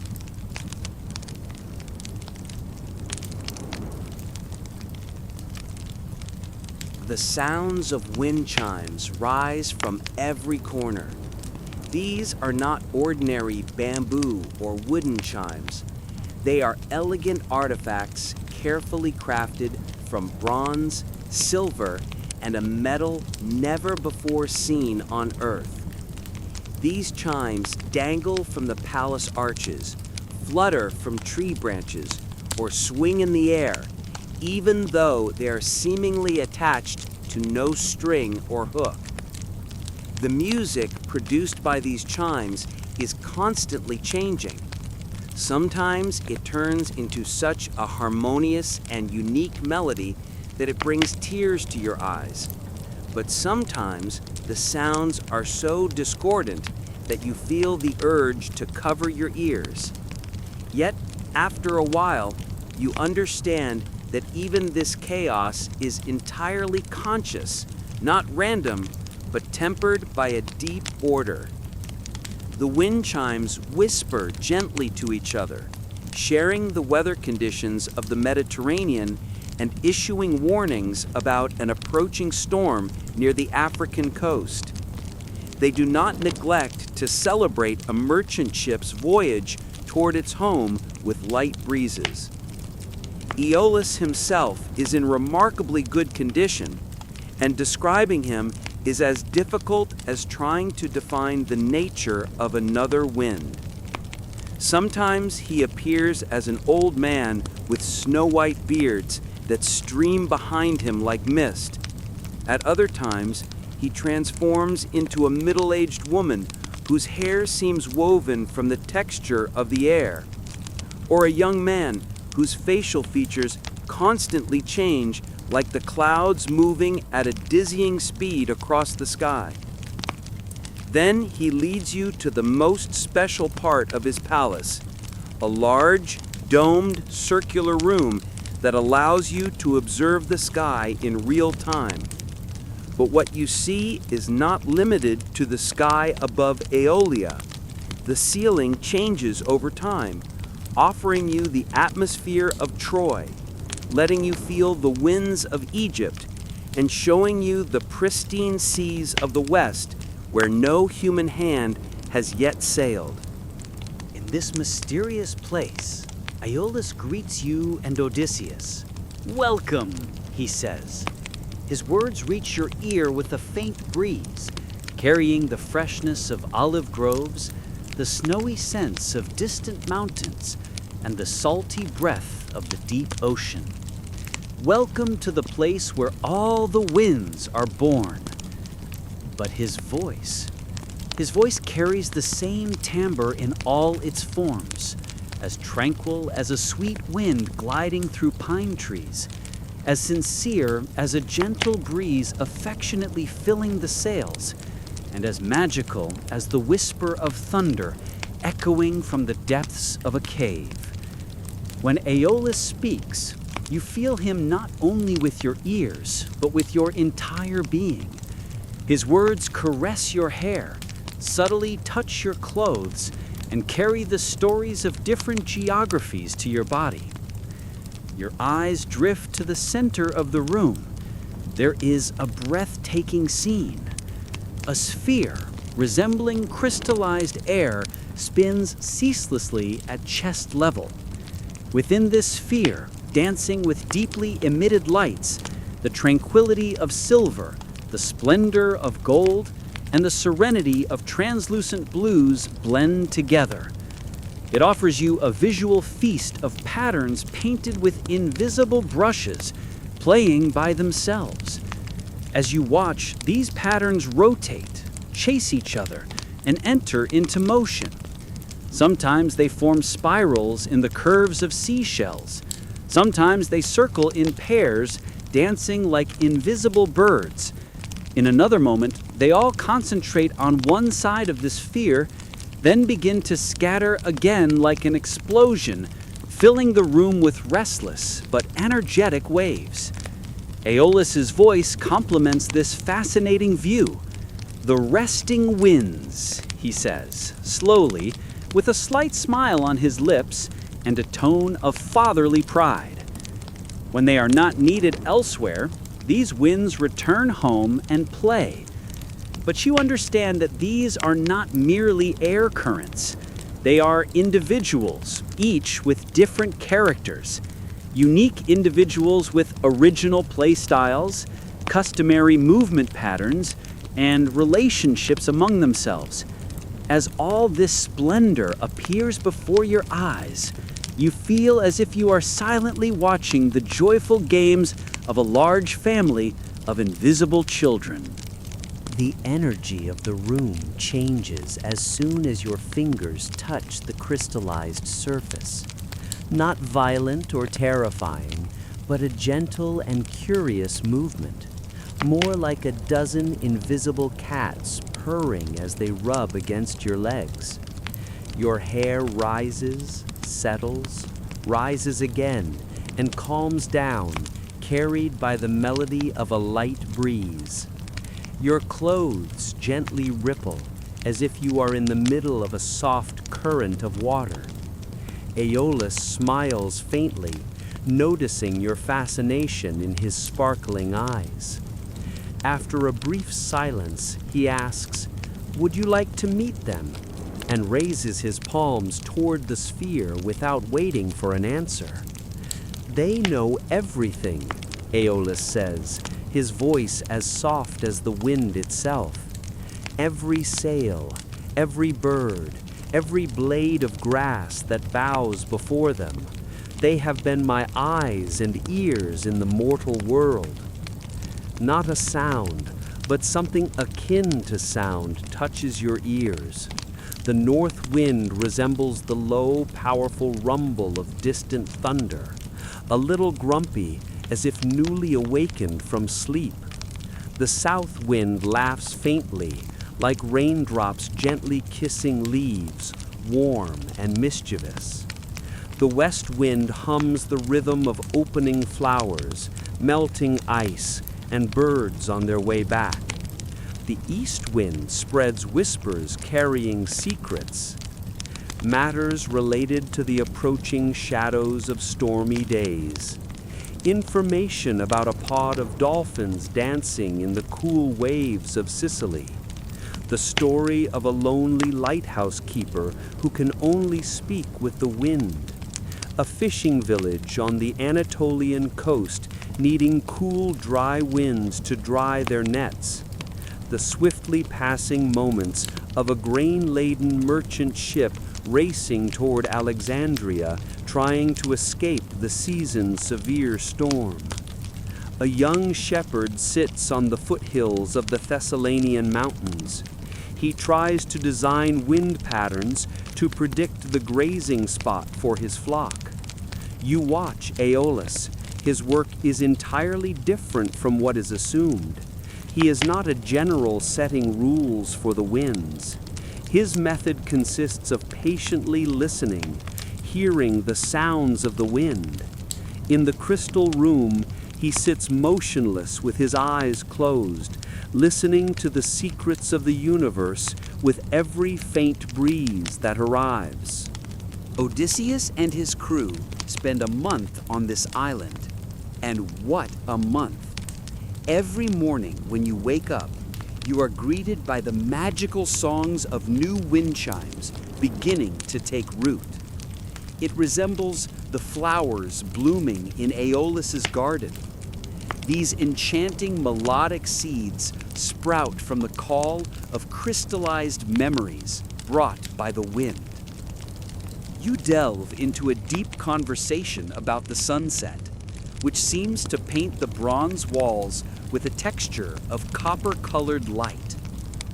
You ask Aeolus with curiosity how he senses everything. The needs, the hopes, the air currents shaped over thousands of miles across seas and lands. But the strangest thing is his ability to manage to help amidst all this. Gently changing the rhythm to give the grain ship a slightly stronger wind than it should have, or bringing the dry air the fishing village needs. A silent warning reaches the shepherd, announcing the approach of rain. Aeolus smiles, his smile spreading like a jasmine-scented breeze. How do you keep track of all this rhythm? He asks. Some things become such a deep part that you don't need to think about them. There was a melancholic tone in his voice, a touch that required careful observation. Although powerful with the beauty of his crystal sphere and the connection of the winds, Aeolus looked lonely. Separated from his home, floating between the sea and the sky, he had to observe, listen, and fine-tune. The balance of nature involves responsibility. This puts a distance between you and the world you must be connected to. Aeolus cannot board ships. His presence could disrupt the direction of the winds. He cannot set foot on mortal soil. Flowers and trees would scatter, confusing the flow of the wind. As you watch Aeolus tie the silver cord, you see that every knot is worked with care. This is not an ordinary gift presented to a hero, but a work of art demonstrating mastery over the subtleties of nature. The controllability of the winds, the moment of their accumulation and release, carries great wisdom. Do not open it until you reach home, he warns with authority. Stop your men too. The power of the winds inside could overturn the world. Before Odysseus departs, Aeolus presents him with a gift, the intricate story of legends. The pouch given to Odysseus is tied with a silver cord and filled with winds that could blow the ships off course. As only the west wind guides him, they encounter an unexpected storm. The winds inside the pouch break free like wild horses. Odysseus and his crew's ships are ruined. They are washed ashore on the bronze-covered beach and return to Aeolia. Aeolus's attention is drawn to them, carrying a silent uneasiness. He nods slightly, a silent affirmation. The wind chimes around the palace play a melancholy tune, lamenting the opportunities lost due to foolishness.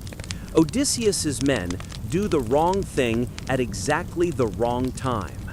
At the very moment they are about to reach home, having completed a 10-year arduous journey and being able to see the shores of Ithaca, they fall into the trap of curiosity. While Odysseus sleeps, they decide to untie the silver cord of the leather bag, which they believe might contain treasure. And thus, as you leave Aeolia for the second time, your eyes inevitably turn to the floating island, which recedes and shrinks. As the bronze walls reflect the morning light for the last time, the wind chimes spread an increasingly faint melody, like the receding echo of farewell. The island slowly disappears into the mists of the sea and into the embrace of memories that remain in the mind. But here, the story ends. Nothing can be changed, no negotiation can be made. Odysseus and his men have only one option: to relaunch the damaged ship and continue on their own without the Master of the Winds. The Master of the Winds speaks one last time. "I cannot help you again," he says sadly. "Your greed released the winds, and they told me everything about you. You are no longer under my protection." And yet, even though the island has vanished for years, there are images that are not erased from the corner of your mind. The reflections in Aeolus's crystal room keep coming back to you. You remember the sound that grew from the melodic seeds of the wind chimes, the game of invisible winds dancing inside a sphere of crystallized air. And perhaps most importantly, you realize that some gifts can only be offered once. You understand that things like the gracious winds, second chances, and the trust of greater powers are irrecoverable. Some help requires not only gratitude, but also wisdom. Some forces are so valuable and fragile that they cannot be taken lightly. Listening to the wind outside your window that night, you might find yourself tuning into it. What kind of messages is it carrying, you think? What kind of meticulous adjustments might someone be making, somewhere between the sky and the earth, to ensure the right breezes reach the right places at the right times? Perhaps these winds carry those gifts with the silver cord, which we still lack the wisdom to appreciate. As you listen to the unknown messages of the wind echoing in distant spaces, your thoughts slowly quiet down, and your mind carries you to another palace, the women's quarters in Ithaca. In the harbor where a woman waited for the same ship for 20 long years without her hope fading. The morning light filtering through the windows looks out at the sea, and the room smells of time mingled with silence, the scent of wool, lavender, and a 20-year wait. At her loom stands the most patient figure in mythology. She is Penelope, Odysseus's wife, the woman who is weaving, loop by loop, a shroud that seems as if it will never end. Think, 20 years, a time long enough for a baby to grow up and bear its own young, long enough for olive trees to mature and bear fruit, sometimes even long enough for a person to forget a laugh, long enough to forget how he spoke in the mornings, how he tied his sandals. But Penelope forgets nothing. As she sits at her loom, you watch her hands. They perform every movement with habit, working meticulously with the automatic subtlety brought by the years. Her fingers speed through the threads, showcasing her mastery. Penelope has internalized this work so much that she could weave even in her sleep. Sometimes, before dawn, she finds herself at the loom without realizing it, adding inches to the shroud she is weaving for her father-in-law, Laertes. But this shroud holds a secret. It has been on the verge of completion for 3 years, but it is never finished. The reason lies in Penelope's intelligence. The shroud is dazzling, impressive even in its unfinished state. It bears scenes from Laertes' life, his wedding day, battle victories, his first sight of Odysseus, peaceful moments in the garden. Penelope has woven her 20 years of memories and skill into every perfect stitch. However, there is another reason for the delay of this masterpiece. The 108 suitors who fill the great hall of the palace. These men believe that Odysseus will never return and that Penelope must choose a new husband. They have pressured her for 3 years, but the answer she gives is always the same. I cannot marry before I finish the shroud. Starting anew before this task is complete would be disrespectful. Meanwhile, the suitors in the women's quarters drink Odysseus's wine, consume his cattle, and discuss marrying Penelope and taking over the kingdom. The moments when this greedy crowd who refuse to leave the palace fall silent extend only into the night. It is at that time that Penelope returns to her loom. In the silence of the night, she carefully unravels what she has woven during the day. You see these movements, graceful and flawless. Her meticulous unraveling of the threads is both heartbreaking and mesmerizing. She does not destroy the weaving, she only prepares it to be woven again the next day. This carefully sustained cycle is the finest detail of her clever plan. Every night, in that deep silence unique to women and their secrets, she works under the lamplight, solving the problems of the day. She works the thread one by one, patiently weaving every loop, and then destroys the work she put forth in daylight in the darkness of the night. A shroud that was close to completion when the sun set is rendered in a state that needs to be shaped again when the sun rises in the morning. And this cycle has been going on for exactly 3 years. For 3 years, she has been weaving the future with loops during the day, while showing the same care in unraveling what she did at night. She looks out at the breadth of the wine-dark sea, watching the time in the hope that a familiar sail will appear on the horizon and return home. But one must imagine the price she has paid over these 3 years, the physical exhaustion of work that doubles with each passing day, the stress of a game that will have terrible consequences if discovered, and the psychological burden of destroying what she has created with love and longing with her own hands every night. Mistakes are moments away in the lamplight. Pulling the thread too hard and breaking it, missing a loop and leaving traces that betray her secret are possible risks. But Penelope never makes a mistake. She has turned deception into an art and patience into a weapon for herself. Yet, there is something in Penelope that refuses to accept the logical conclusions. Perhaps her stubbornness, perhaps her love, or perhaps her inner knowledge that some things are too precious to give up. 20 years is a long time to believe in a man's return. It is more than enough time for logic to conclude pessimistically and for hearts to accept the pain over time. The suitors around Penelope are not mistaken. They believe Odysseus is most likely dead. In their eyes, living with hope is neither logical nor healthy.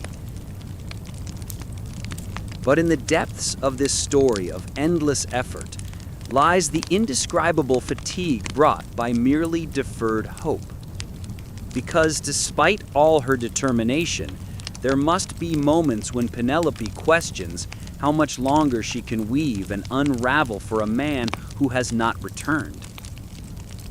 But Penelope does not only remember Odysseus for his heroic deeds on the battlefields. Her memories carry the traces of the man she married in the freshness of their youth, not the Odysseus extolled by the bards. She is reminded of his hurried and enthusiastic moments of putting on his sandals against life. She still imagines him muttering to himself while adjusting the leather straps. These small but deeply imprinted memories have remained vivid in her mind. These are not the great heroic deeds we hear at epics, only small but priceless memories that lovers can share, the pure intimacies that make a person unique. And when you listen to Penelope share these memories, you begin to understand why she weaves and unravels relentlessly. You grasp why a woman cannot and refuses to believe that such a loved soul could simply vanish. The palace had completely changed during this 20-year wait. Telemachus, who was a baby when his father set off for Troy, was now a mature, tall, and dignified young man. But he too carried a great burden, shouldering the obligations of being the son of a father in a kingdom filled with men vying to fill his father's void. From time to time, watching his mother engrossed in her work, you would see Telemachus waiting at the door with an expression reflecting both disappointment and deep admiration. The dilemma within him put him in a difficult position. On one hand, there was his desire to protect his mother from the oppressive demands of the growing number of suitors, and on the other, his respect for her right to make her own choices. Penelope, however, stood with a strength that transcended all this. She conveyed this not with her words, but with her presence. But how long could this strength last? That was the main concern. Even the state of the household clearly indicated the difficulties being experienced. Old servants, those who remembered Odysseus's glorious days, remained loyal to Penelope. However, new employees who believed the palace's future was in the hands of the suitors could not match this old chain of loyalty. The stocks were rapidly dwindling, and the food and wine stored for years were almost depleted. The desperation shake of the old servant's head reflected exactly this. Penelope, however, did not stop.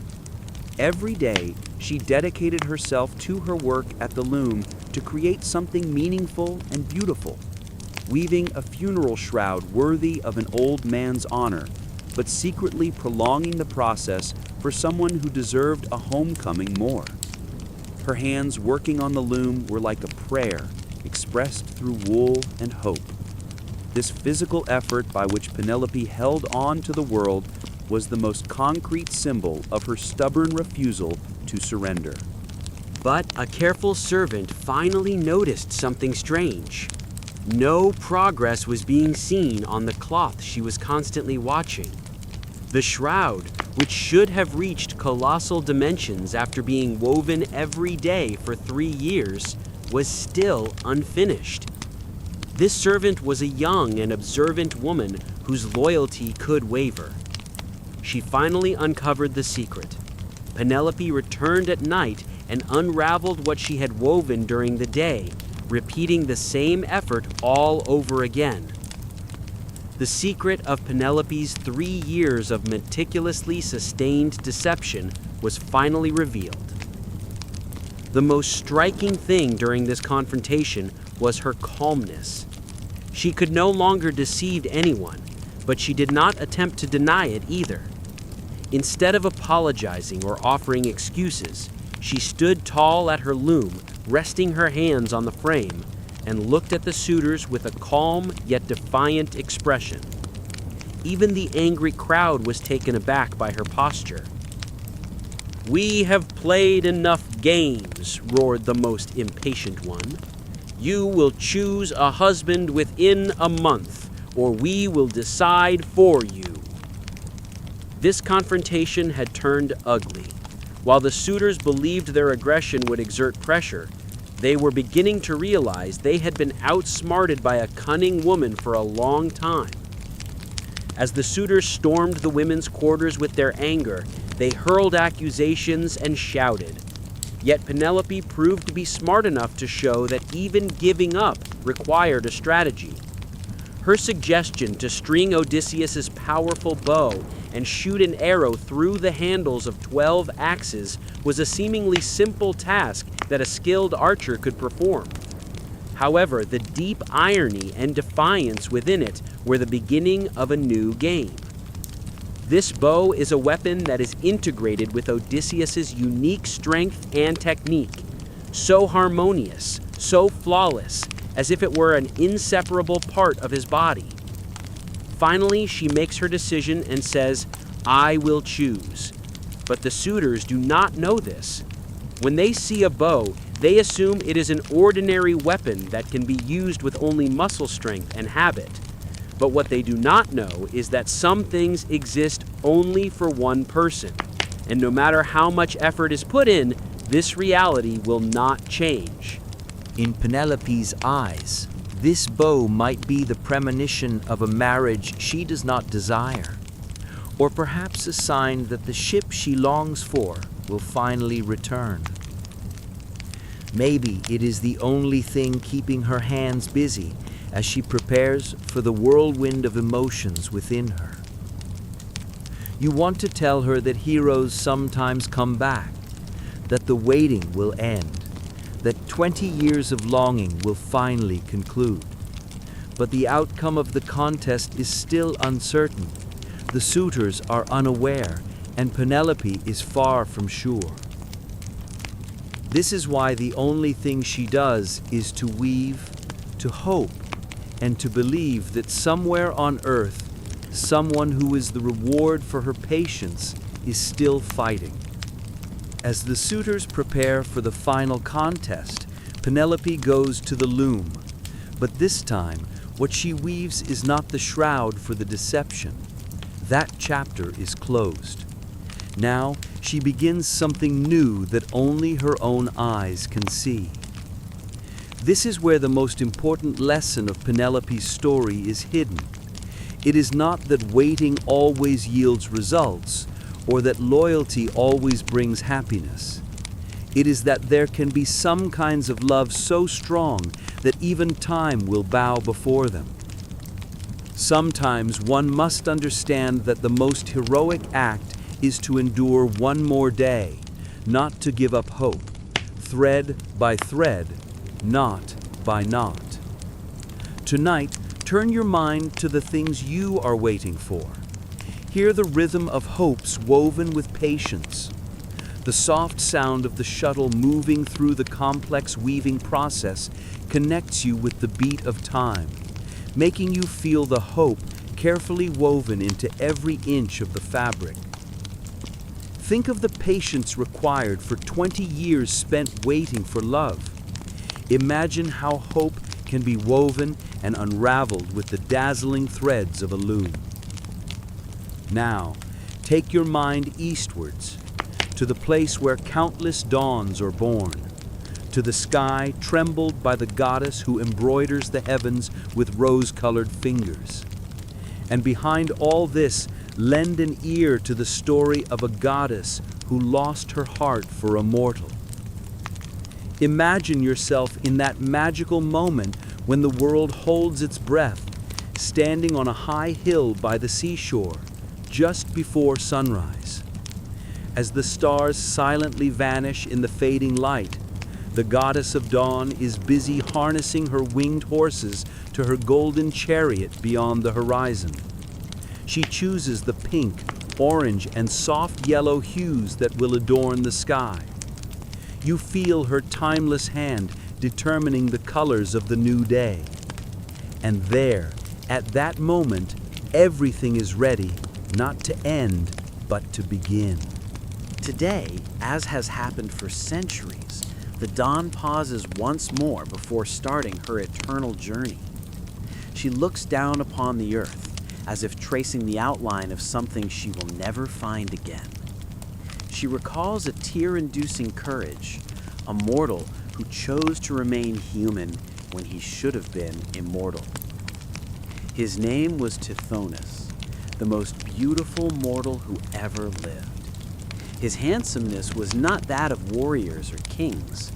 His was a different kind of beauty, as soft as the dawn's own light, as warm as gold, created by the gods like a flawless ideal, a miracle that exceeded even expectations. Eos first saw him in the early hours of the morning, when Tithonus was a young man, watching the clouds in the gardens of Troy. She was so captivated at that moment that she even forgot to bring forth the dawn. Sailors noticed the delay as they waited for the first light of day. Farmers watched with wonder, questioning why the sky remained dark. But Eos could not take her eyes off this mortal, who seemed shaped from concentrated sunlight. After all, goddesses should not fall from mortals. The end of these stories is always tragic. Not only does it end sadly, but it brings a destruction that defies the order of the universe, an ending that is ruthlessly catastrophic.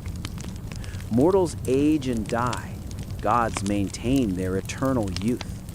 Mortals spend their days gathering their harvest, surviving their wars, or worrying about whether their children will survive the winter. Gods roam the vast stretches of centuries and millennia.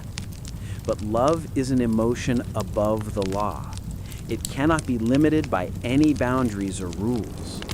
And love comes unexpectedly, like a defiant dawn, whether appropriate or not.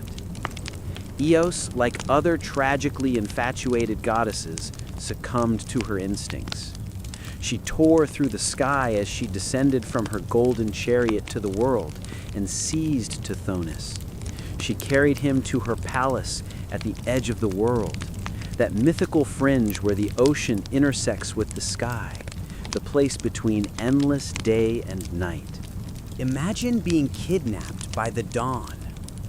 Think of being lifted into the air, not by fear, but by the magic of light.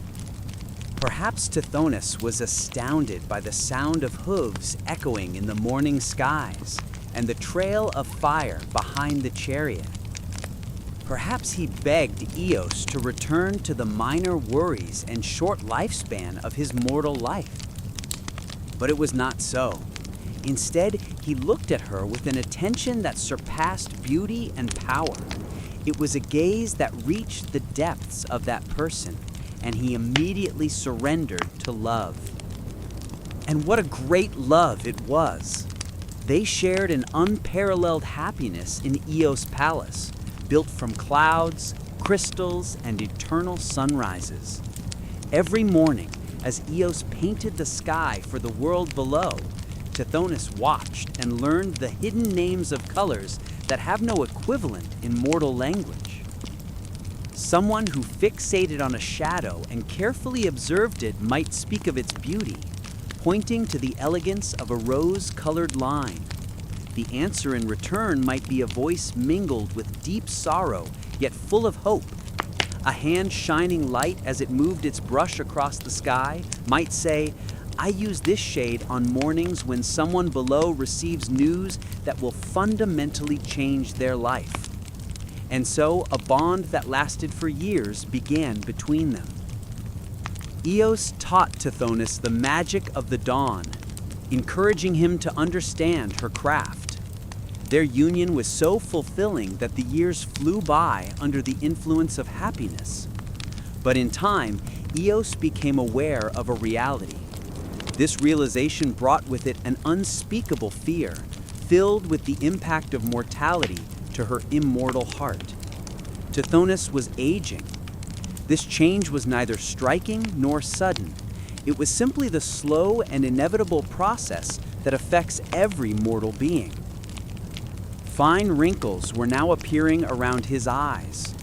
Silver threads had already appeared among his bright golden hair. The gentleness in his hands was replaced by faint traces of old age. Yet he was still beautiful. He would always be beautiful to Eos, but this beauty was now filled with the traces of a heartbreaking mortality. That night, as Tithonus slept peacefully in his bed woven of cloud and starlight, a decision pierced Eos's heart. She flew to majestic Olympus and knelt before Zeus, offering her deepest wish. She begged him to save the man she loved from the inevitable fate awaiting mortals. Through the tears, the color of sunrise pouring from her eyes, she pleaded, "Make him immortal. I cannot leave him to death.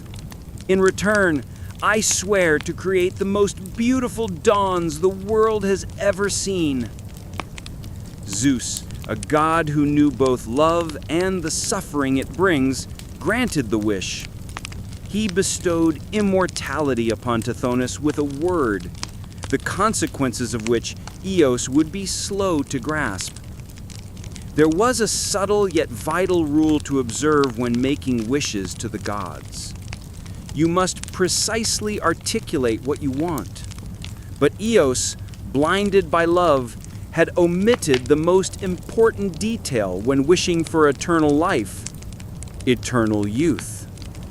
Yes, you realize the consequences of this small yet terrifying mistake, don't you? Tithonus would indeed live forever, but he would also continue to age relentlessly. His life would never end, but his body would never succeed in resisting time. He would age, shrink, grow heavy, and finally be condemned to an inevitable decay. Initially, the weight of this was not even felt. In the early stages, Tithonus aged gracefully, like a fine wine maturing. His hair turned completely silver, then white, but it still shone under the dawn light. The lines on his face were traces of kindness that happiness had etched for years. But decades passed. Decades turned into centuries, and centuries into millennia. Tithonus was still aging. His back slowly began to hunch with the weight of impossible years, and finally time exerted the full force of the inevitable burden of collapse. His hands trembled with the effect of a paralysis that no medicine could heal, because it was not a disease. This was merely the sign of the accumulated fatigue of time, which is untreatable. His voice, once as pure and sweet as the chirping of morning birds, gradually turned into a whisper, then a rasp, and finally a tone almost alien to humans.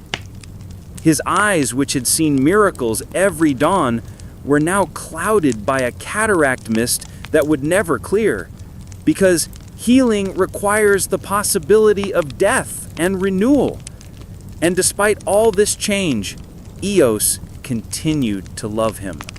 She painted the most beautiful dawns imaginable for him, brought him nectar and ambrosia, and sang songs composed only of melodies unique to goddesses. But love, no matter how sublime its purity and power, could not undo a gift from the king of the gods.